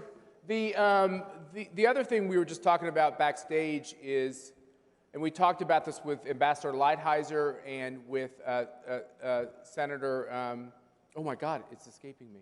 The new senator from Tennessee. Come on, help me. Bill Hagerty, a great man. Oh, I got a lot on my mind, folks. There's a lot going on. What we were talking about is the fact that this new Republican Party, this new coalition is what I really call it, we're the ones focused on the working man and woman, the forgotten men and women. Corporate America is so woke, and we're focused on the actual workers. That's exactly true. There's a new poll that came out, and it literally says the Republican Party grew with the blue-collar worker because it was a forgotten man and woman that Donald Trump listened to the voice that no one else would listen to. And we're never going to forget those people. And that's what we're focused on. Look what happened this morning at 2 a.m. Nancy Pelosi put about a $2 trillion bill in. There was a vote on the floor. She put a tunnel in Silicon Valley that has nothing to do with COVID into the bill. We wanted to take that money and give it to the kids to get them back in school. It's an easy discussion, right? We want people back to work, back to school, back to health. Pelosi wants to put more tunnels, more waste, and the Democrats voted for it. It's a clear place. Who's standing for the American public and who's standing for corporations? It's the Republican Party today, and it's what we're going to be tomorrow and in the future, and that's why America is going to be stronger, because we'll put America first. Yeah, Matt, that's exactly true. Donald Trump taught us many things. More than anything else, he made the Republican Party the party of the working class for the first time since Reagan. He changed the political paradigm. The Democrat Party today is the party of multinational corporations, of big business, of Wall Street, of Silicon Valley. China. And they're the pro-China party, putting American workers last for the interests of our greatest adversary and Wall Street interest ahead of the interest of working class, working men and women in this country. I grew up, my dad is a retired factory worker. He made axles all of his life. He identified as a Democrat for most of his life. He didn't like a lot of the Republican leaders until Donald Trump. He was for Donald Trump, but we have to keep voters like my dad in the fray. And under Kevin McCarthy's leadership, under my leadership, we're going to continue to be the party of the working class for a long time to come. Look, there's something really true out there. I don't care if you're conservative, liberal, or what else. I do not know what the Chinese party and government has on the Democrats, but it is so powerful. It is so powerful. It is scary. They put Eric Swalwell on the Intel committee. I've been in a briefing, just myself and Nancy Pelosi. Anyone that's ever heard that briefing would not have him on that committee and would even keep him in Congress. But that's what's happening in the Democratic Party. What's the first thing that Joe Biden does? He calls the Chinese Xi, and he placates to them. He says now what they do on human rights, oh, it's okay, it's a cultural thing. He won't stand up for what they're doing to our universities. He's not. China wins that election if Biden gets in. That's the problem what happened. And I don't know what they have on the Democratic Party, but it's powerful, and we need people like Jim Banks, that was part of the China task force, that has a plan to actually stand up to them so the next century is the American century. It was a great video. Good work. So let's get to this question of this radical policy that's hitting the House floor and hitting the Senate floor. I'm sure it's shocking to all of you. We've been all kind of numb since the election, and then you start seeing, will the Democrats be as radical in their policy proposals as they told us? Worse. And we are always such nice people. We say, oh, come on, they're going to not be that way. And then it starts coming. And so radical on this most recent COVID bill, they can't even keep their own members together. Losing members from Maine and stuff, that must be interesting. Are they starting? Do you see a chance that maybe in the House it's almost impossible because Queen Pelosi is too tough and she keeps them together. But if you can make the rhetorical points in the House, maybe there's a couple senators that are beginning to realize that being a socialist isn't so good at the ballot box. The only bipartisan vote last night was against that COVID bill. That's right. Less than 9% of it had anything to do with COVID. It was all a waste. But what else is happening here is, when you put a bill out, you'll see the HR number. They reserve the HR 1 for the most important bill. You know what the Democrats have? HR 1 is to take over our entire election system. What they've done is changed the rules in Congress that have never been changed before to take away the right of the minority to even have an amendment because they're afraid of our idea. Jim Banks is fighting this with the Republican Study Group. You're the very first one that came out against that election. And we have a bill. The Republican Study Committee introduced a bill, the Save Democracy Act. I hope you'll take a look at it.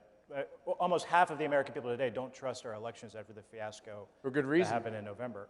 And we're trying to restore, we have a moral duty as Republicans to restore trust in our election system. Let me tell you, HR 1 would do the opposite, and that's what the Democrats are going to ram through the House next week. And if I could give, and I'm sure you both would agree, if I could give you one charge in leaving CPAC, it would be do all you can to any member that we have any influence over to explain to them that it's unacceptable to have this unconstitutional power grab on elections so that what we saw this election will be what you will see every single election. And we have to fight it. Now, in order to fight it, we got to pick up more seats. We started talking about politics. Let's end this conversation by talking about politics. I stand corrected. It's not if we get the majority. It's when we get the majority.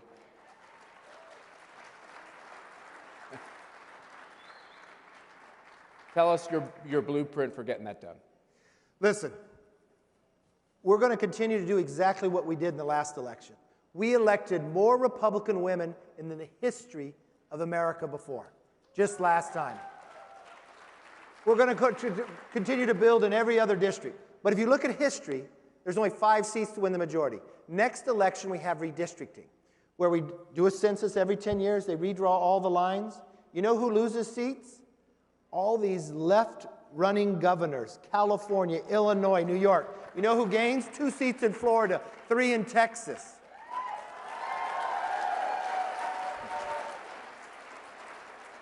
History says the party in power, whoever wins the White House, on the first off-year election, on average, loses 27 seats.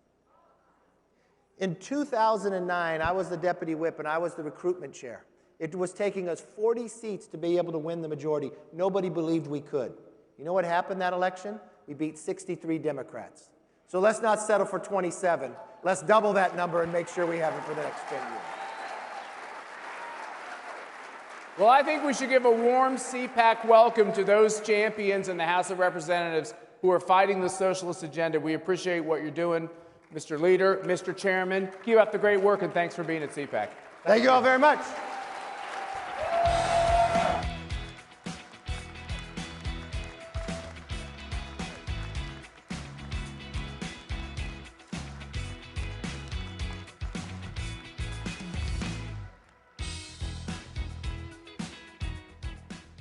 Dear fellow conservatives, my name is Miklós Szántó, and I'm the director of the Center for Fundamental Rights, a conservative research institute based in Budapest, Hungary. And I think, as all of you know, communism attacked Hungary after the Second World War, and despite a heroic struggle and the 1956 revolution, it took almost 40 years to finally cure ourselves of the virus. And now, 30 years after our return to freedom, storm clouds are gathering on the horizon again. We see an increasing signs of a new kind of Marxism plaguing our friends within the Western Alliance. Leftist forces have deployed a disinformation campaign against Hungary quite reminiscent of Soviet tactics. Entire networks of so-called NGOs and biased media smear every step we take. Corrupt leftist politicians demand action based on lies. Fellow Hungarian patriots, including our center, of course, is at the forefront of combating this campaign. But leftists seek to undermine our core values: the sanctity of life, freedom of conscience, free speech, patriotism, and the family itself. But at last year's CPAC in Washington, D.C., I truly felt that these values are strong and they connect us on both sides of the Atlantic. Therefore, I think it is crucial for us, conservatives, to work together, because the left has been networking globally for decades with the explicit aim of undermining everything we hold dear. And I can assure all fellow conservatives in America that they have friends here in the heart of Europe. Be sure that the best days are yet to come. Our proudest moments are yet to be, and our most glorious achievements are just ahead.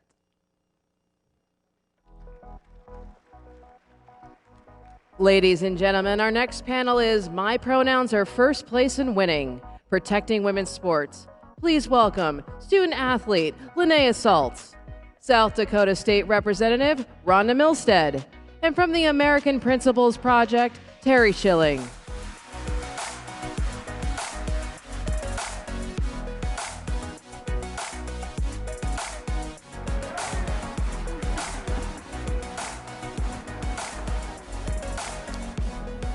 Thank you so much, CPAC. We love being here. The theme of this year is obviously America Uncanceled, and there's nothing more under attack today than women's sports. So we're going to have a great conversation here with two heroes of mine. Let's get going.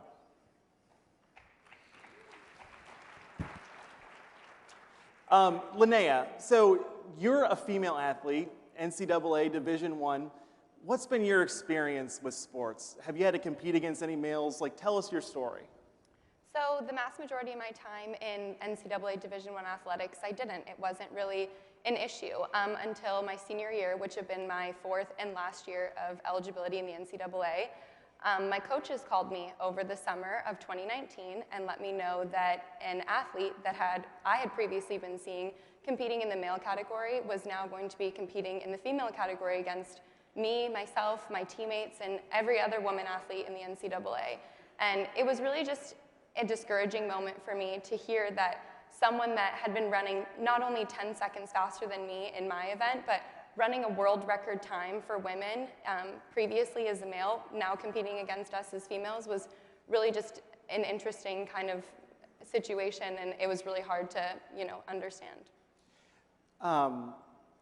No, it's incredible. So, Rhonda, you're a state legislator in South Dakota, and you've introduced legislation on this issue. When did you first become aware of it, and why did you bring forth this legislation? Well, I think the awareness, the first term that I served, there was a bill that was introduced that failed. But this year, when it was put out there was a bit of a pause, but then there was an excitement because this is important. We live in America, and our freedom is important, and our girls are important. I want to make sure that people know that. No, that's exactly right. Linnea, these threats are nonstop. They've been going on for the past 10 years, and progressives have been making progress across all 50 states. What is female sports going to look like in 10 to 20 years if we don't stop these guys? I feel as if women are going to be watching their own sports from the sidelines. We're no longer going to be wanting to compete in sports where we don't feel as if we're competing on a level playing field. The reason that I decided to speak out about something like this is because fairness in women's sports is so important to me.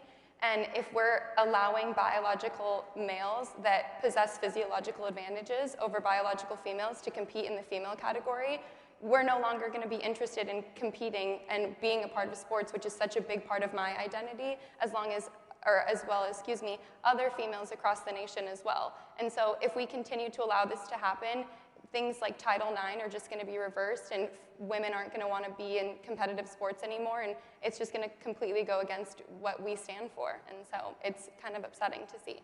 No, it's absolutely insane. Yeah, thank you. Please give her applause.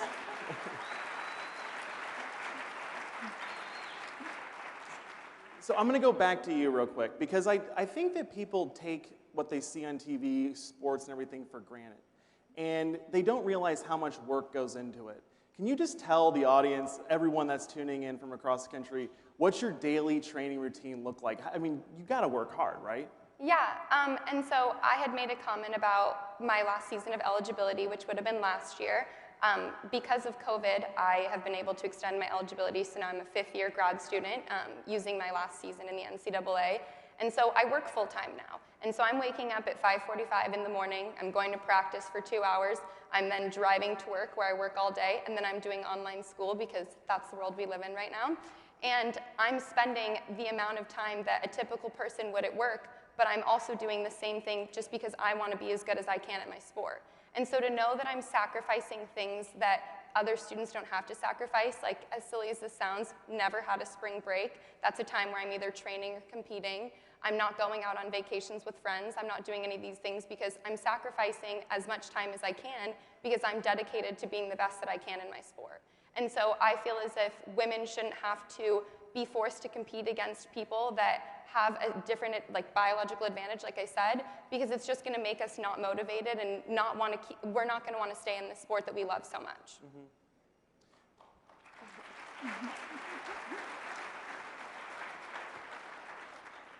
So Rhonda, you're somewhat of a champion on this issue. You've introduced legislation. You're taking on the media. You're taking on all these crazy people that are passing this legislation. And your bill in South Dakota just passed the House, 50-17. That's a huge margin. That's a big win, right, guys? But at that same time, the same week that South Dakota is doing the right thing, the House of Representatives in Washington, D.C. passes the Equality Act, which would destroy girls' sports by letting boys compete against them. What would you say to Nancy Pelosi and all of the Democrats who voted for the Equality Act? You want me to be fair, right? Please no cuss words. This is a family program. You know, I think that if we look at the Equality Act for what it means, it's equality. You look at women's sports, and the fairness goes right across. If you're equal biologically, if you have the same level of strength, you have the same level of endurance, that's equal. Just because you might identify as something else doesn't make you equal. So we have to recognize equal for what it is, and then the Equality Act can work, but we can't make it mean something it doesn't. Right. That's what'll work for these girls.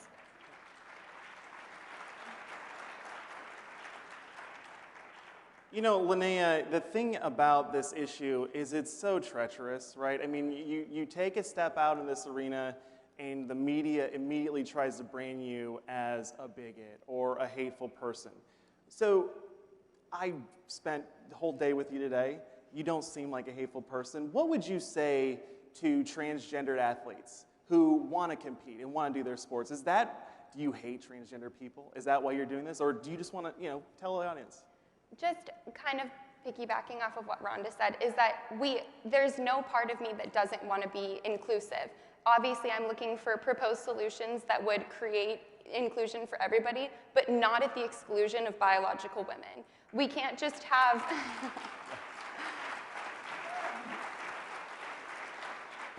we use this trigger word as inclusion, but people don't realize that by being inclusive in that sense, it is exclusionary to people like myself.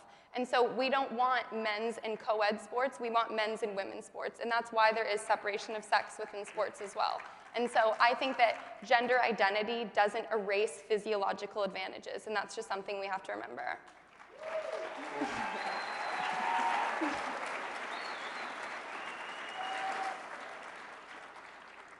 All right, Rhonda, so at American Principles Project, we're polling nonstop. We're a political organization. So we found that this issue of not letting boys compete in girls' sports is like an 80-20 issue for the good guys.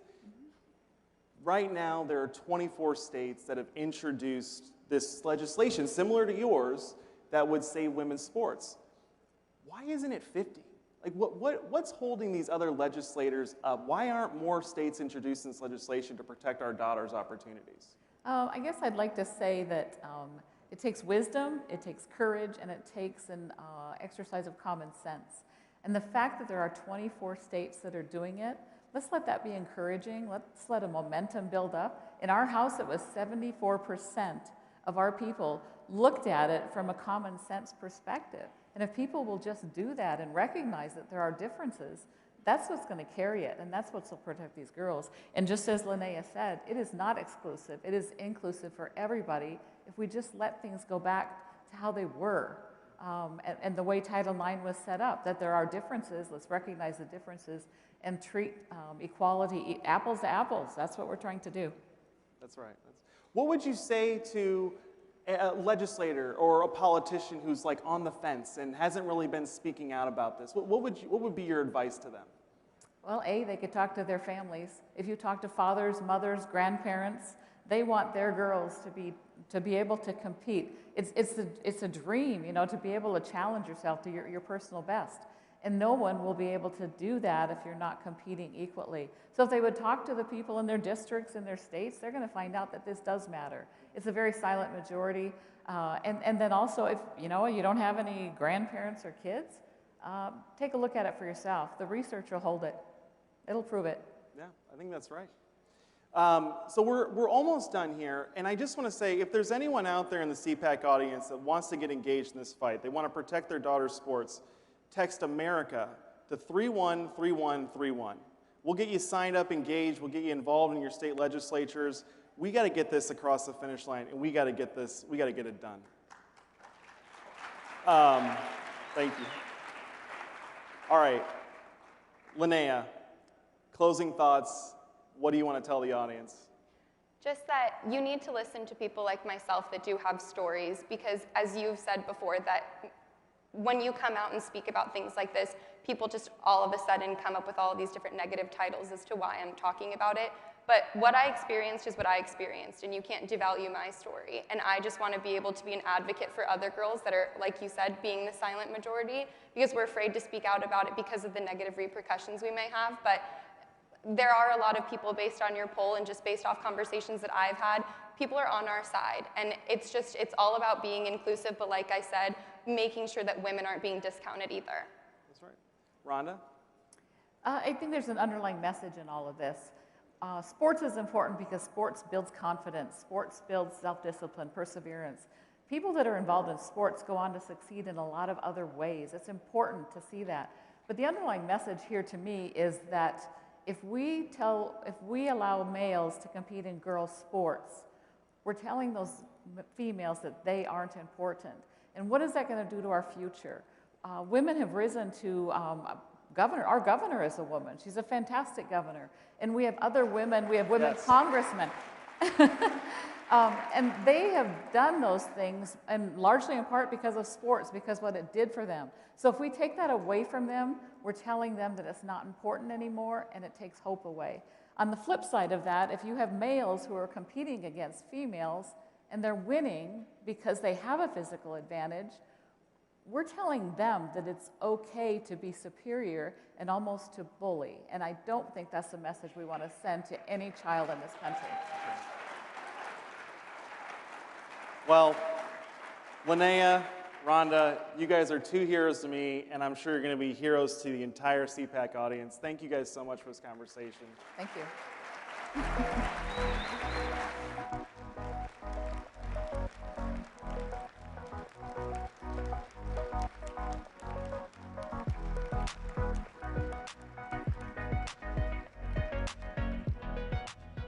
Hello from Spain. My name is Iván Espinosa, and I'm spokesperson here in Congress for Vox, Spain's Conservative Party. I would like to take this opportunity to greet you and wish you a great CPAC. Now, I hope you're able to take advantage of CPAC to exchange ideas, to exchange your best practices, to put forward whatever it is you're doing properly in your own market so we can all learn from each other. As you know, the left, the progressives around the world are doing that already, and they're working really hard to try to defeat us in different places. So hopefully we're going to be able to learn from each other, we're going to be able to share whatever it is we're doing right, and we're going to be able to defend and build better platforms for our future, for our families, and for our nations. Have a great CPAC and enjoy your time here.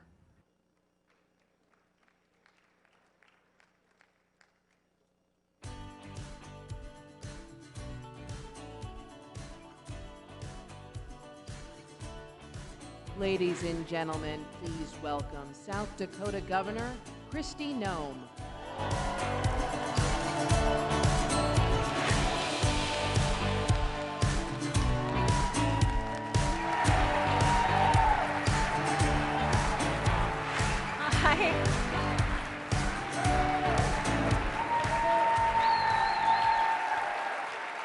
Good afternoon.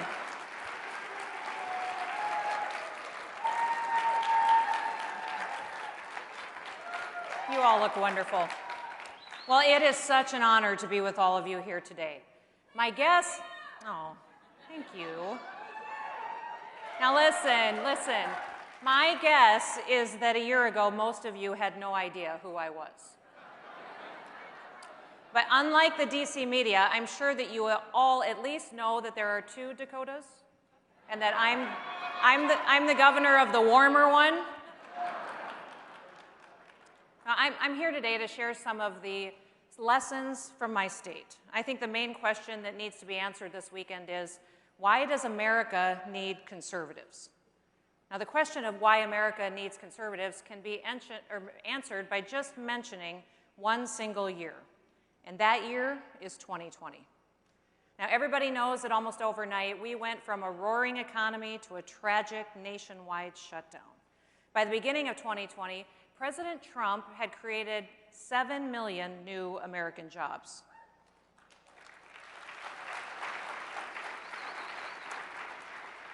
We had the lowest unemployment rate in over half a century, and unemployment rates for Black, Hispanic, and Asian Americans reached the lowest levels in history. More than 10 million people had been lifted out of poverty and out of welfare, and all of that changed in March. Now, most governors shut down their states. What followed was record unemployment, businesses closed, most schools were shuttered, and communities suffered. And the U.S. economy came to an immediate halt. Now, let me be clear. COVID didn't crush the economy. Government crushed the economy.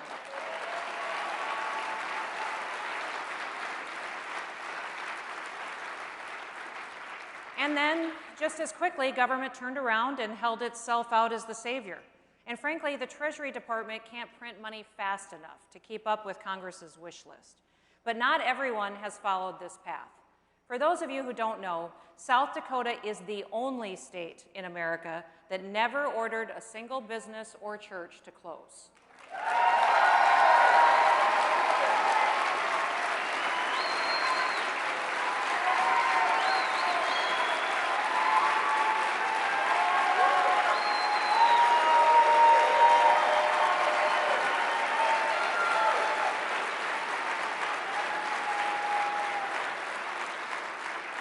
We never instituted a shelter-in-place order.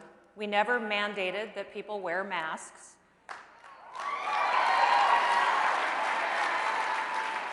We never even defined what an essential business is, because I don't believe that governors have the authority to tell you that your business isn't essential.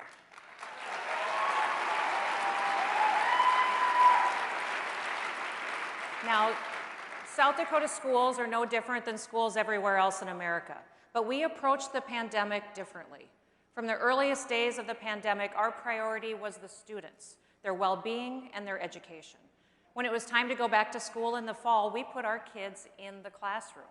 Teachers, administrators, parents, and the students themselves were of one mind to make things work for our children. And the best way to do that was in the classroom.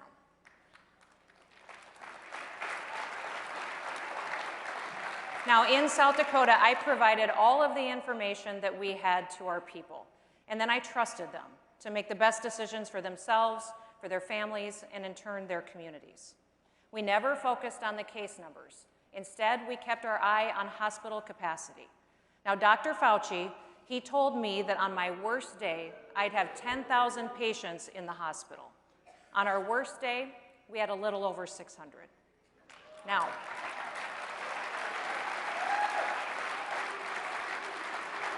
I don't know if you agree with me, but Dr. Fauci is wrong a lot.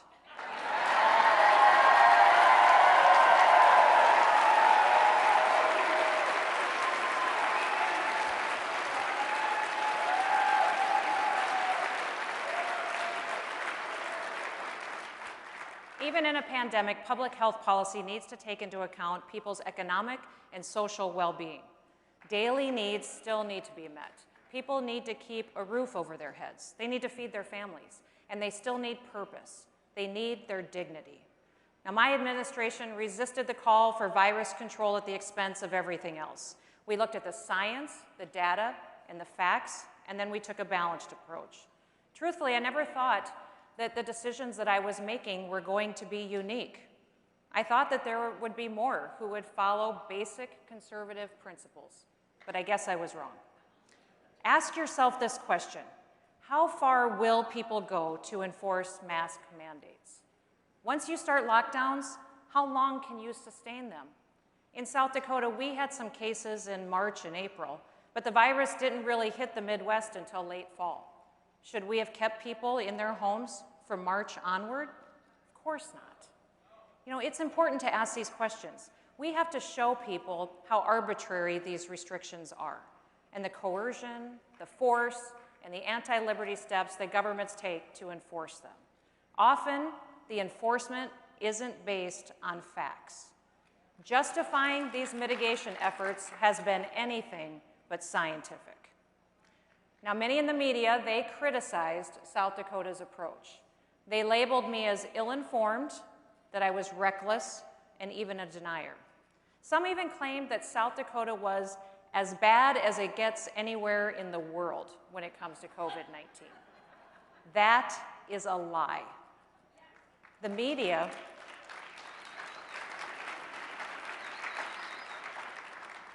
did all of this while simultaneously praising governors who issued lockdowns, who mandated masks and shut down businesses, applauding them as having taken the right steps to mitigate the spread of the virus.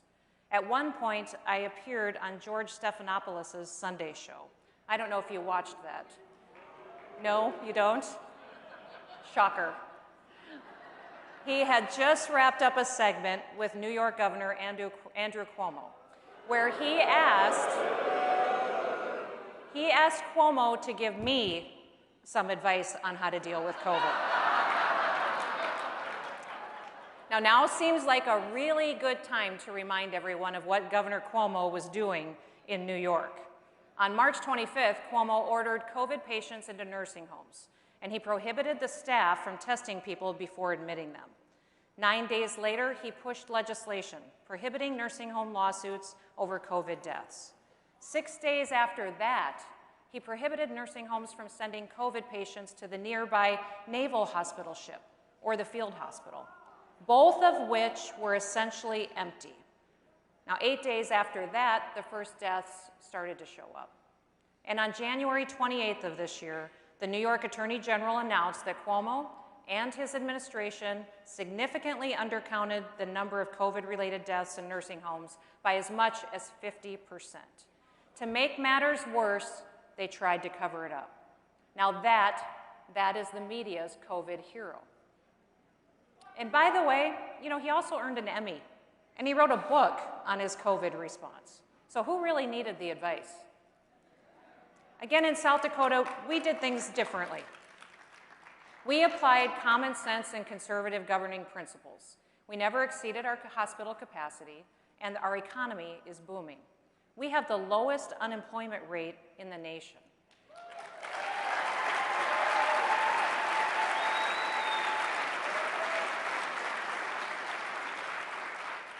We are #1 in the nation for keeping jobs, keeping businesses open, and keeping money in the pockets of our people.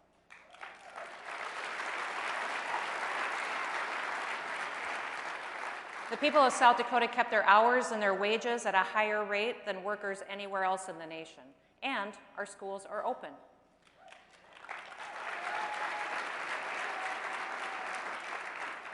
America needs conservatives at the state and at the local level, but we also need conservatives at the highest level of government too. In America, we have government of, by, and for the people.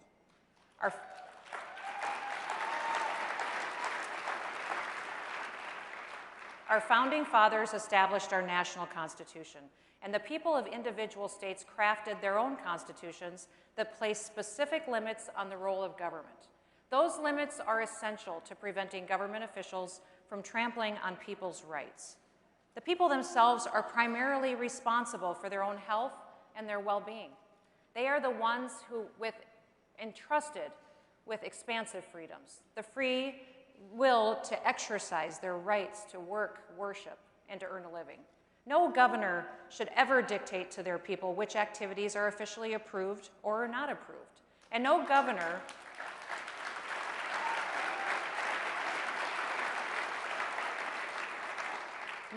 should ever arrest, ticket, or fine people for exercising their freedoms.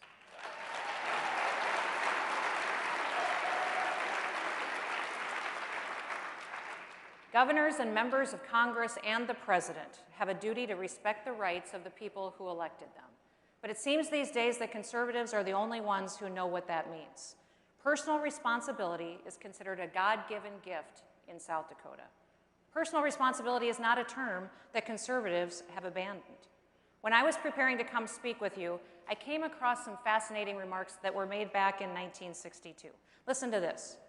The Declaration, above all else, was a document not of rhetoric, but of bold decision. The Declaration unleashed not merely a revolution against the British, but a revolution in human affairs. This doctrine of national independence shook the globe, and it remains the most powerful force anywhere in the world today. That's fantastic, right? Those are the words of Democrat President John F. Kennedy.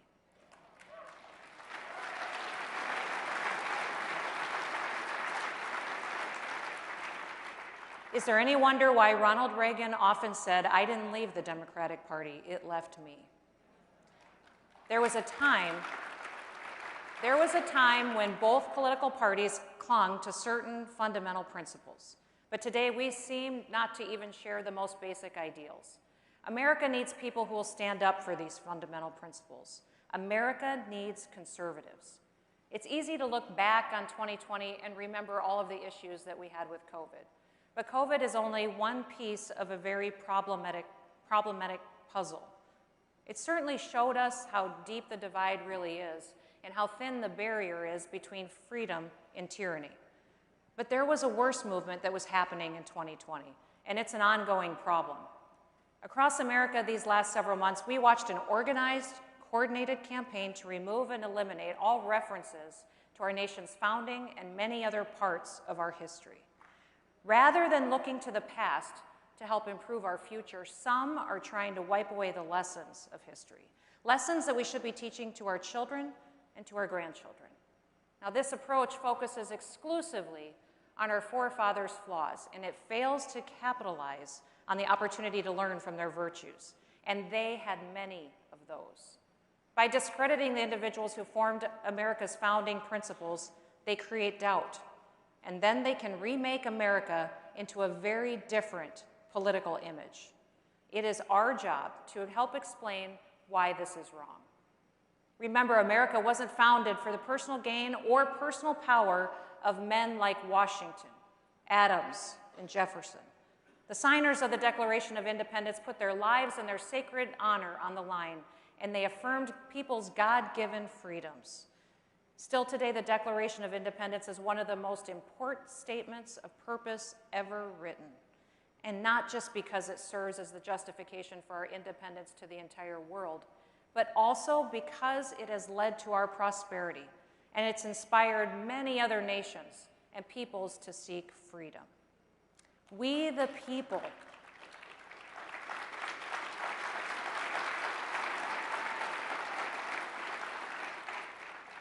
people have consented to a government that will serve all of us equally, a government that will protect and uphold our God-given rights, as well as the fundamental rights enumerated by our Constitution.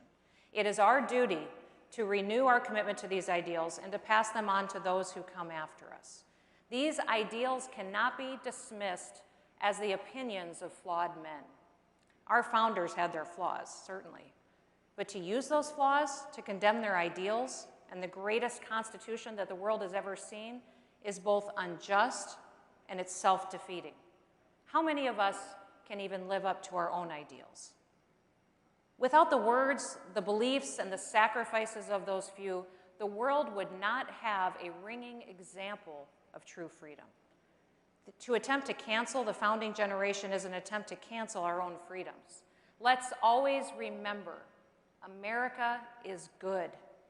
Freedom is better than tyranny. We are unique. We are exceptional. And no American should ever, ever apologize for that.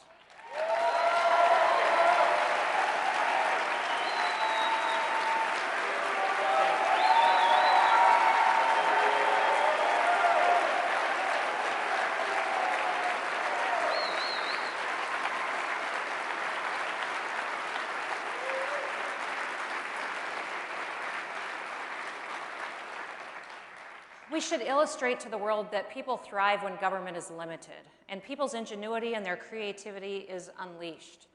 We should also remind the world what happens when tyranny and oppression are allowed to thrive. These days, too many are embracing China, a nation that crushes freedom of speech and religion. China literally places religious minorities in internment camps. China responded to the COVID virus by trying to cover it up. And one of their mitigation strategies was to weld doors shut to lock families in their homes. Friends of China are not friends of freedom. Make no mistake, America's leadership is needed in the world. So now let's have a really candid conversation. Everyone in this room and those listening at home, they know that America needs leaders right now. Those leaders need wisdom. They need the confidence to stand up for our principles and a will to act. Those leaders need to be conservative. We have a lot of work to do in the coming months. What may have worked in the past is not good enough anymore. It's not enough to say, vote for us because your pocketbook will be bigger, or because we'll cut your taxes and reduce the regulations, or because we'll fight against abortion or Obamacare or whatever else. I'm not saying that these things aren't important. They are among the pillars of what we believe. But conservatives must lead the nation away from borrowing against our children's future. We must put an end to the accounting gimmicks used to deceive people. Joe Biden has been in politics for 50 years. At that time, our national debt was roughly $450 billion. Today, that's pretty close to what we pay in interest on our national debt. Everyone is to blame. We have forgotten principles that we once held dear, and we must more closely articulate to the American people that we are the only ones who respect them as human beings, that we are the only ones who believe the American people have God-given rights. We are not here to tell you how to live your life, how to treat you like a child or a criminal because you go to church or you defend yourself. Conservatives respect people as individuals.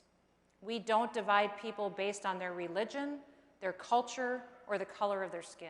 We don't shun people who think for themselves. And we understand that every single person is different. Each person deserves the opportunity to build his or her life without some self-important government bureaucrat telling them what they can or what they can't do. We don't have the media on our side. Conservatives must be smarter than progressives. We must know our history. We must know what works and what doesn't work.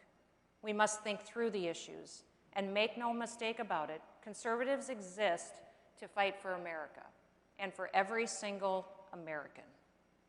Now, for those of you who are disappointed about the election, I am too.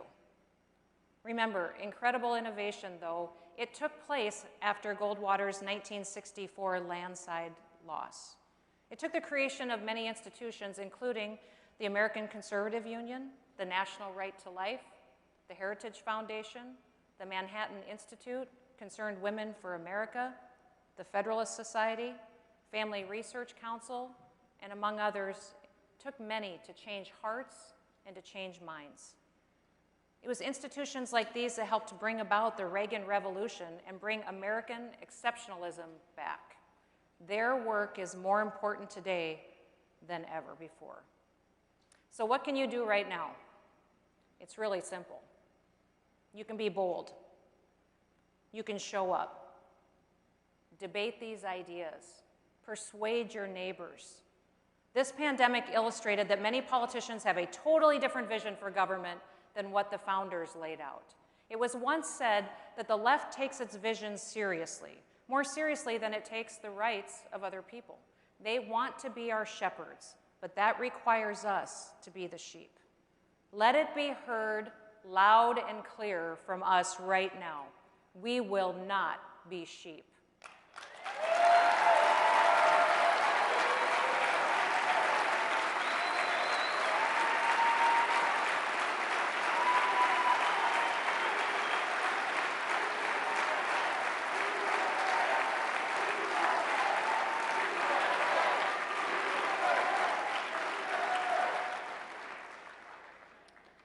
So I'd like to close today with a story. My dad was a cowboy. He was the toughest person that I've ever known. Ever since I was a real little girl, I just wanted to grow up and be like him. Now, he died in an accident on our farm when I was 22 years old. And a couple months after he was killed, I finally got the courage to go out and clean out his pickup. Now, all of you who have a farmer or a rancher in your life, you know that they often live out of their pickups. Everything important can be found in the cab. Their wallet, bills to pay, tools, you name it. And if you need to find something important, every single one of us farmers' kids knows that the pickup is the first place that you look. Now, as the new general manager of the business, a couple of months after Dad died, I knew that where that pickup was, what was in it, and that I needed to clean it out eventually. But those months had also been filled with hundreds and hundreds of questions. What seed should we be planting? What field should we plant first? What's the price that we need to sell our calves for to cash flow the cattle operation? And I didn't have those answers. I remember wishing over and over again, if I could just ask Dad, if I could just ask Dad one more question. And frankly, I was running the business, but I was daily faking my way through it.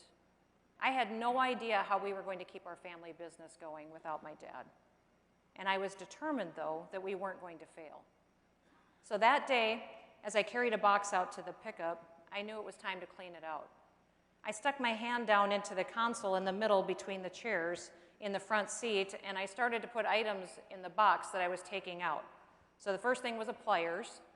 How many of you know what a Players is? A Baby Ruth candy bar. I remember that was his favorite. Notebooks, pens, tools. And then I found a little tiny tape recorder. It was the kind of tape recorder that a doctor dictates into. I pushed the play button, and immediately I heard my dad's voice. He was talking about seed corn varieties, which ones had performed well on certain fields that we owned that went with certain soil types. He spoke about how we'd had such a wet year the year before that resulted in poor crop yields and damaged grain. We had had a tough harvest, and he went on to describe what kind of variety choices he would have made differently, what he thought might work better for the spring that we were anticipating ahead. My eyes started to fill up with tears as I realized I was learning information that was going to be helpful to me in making crop decisions. I looked down into the console and I saw several more tapes, almost a dozen of them in all. And one by one, I put them in the tape recorder sitting there in that pickup, and I listened to my dad's voice talk about the cows, weather, markets, and what to do if we were ever caught in a tough financial situation. Inside those tapes were the answers to so many of the questions that I had had over the past several months. Over and over again, I had said, if I could just ask Dad. And here in my hands were all the answers that I needed, straight from him in his voice in the palm of my hand. Now, in that moment, I felt a strange sort of peace settle over me. I know Scripture talks about a peace that passes all understanding. It was almost at that moment as if God was saying to me, I will provide, stop worrying, you will be okay, your family will be okay, I've got this. I had the answers, I just needed to get to work. Now, Dad was always the hardest worker that I knew. He led by example and he led by action, but that day, what changed everything was his words. I made a decision that day to be like my dad. A person of words, but a person of action, because both matter. That's why I ran for office. My mission is to make South Dakota a better place to live, to do business, and to raise a family. One of the reasons I care so deeply about these issues is because I want these things for my family and for every single American family. I believe South Dakota has been an example to the nation this past year. People used personal responsibility to protect their family's health and their way of life, while the government respected their rights and their freedom. And we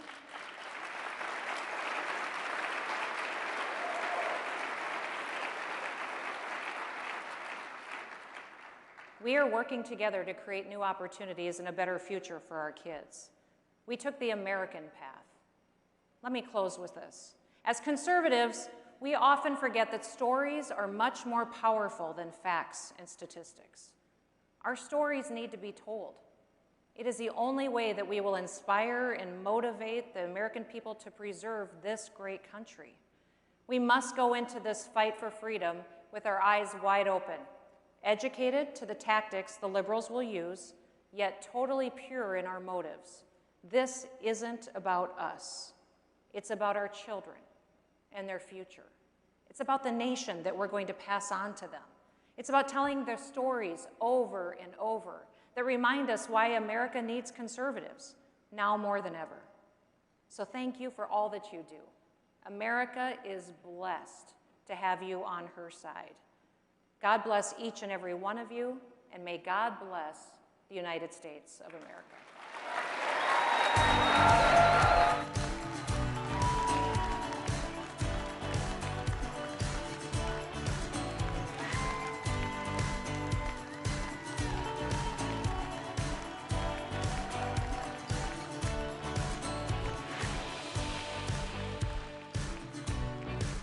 Ladies and gentlemen, at this time we ask that you exit the ballroom so that way we may safely reset for the next event. Please gather all your personal belongings, your friends and neighbors, and continue your conversations outside the Regency Ballroom. Thank you for your assistance.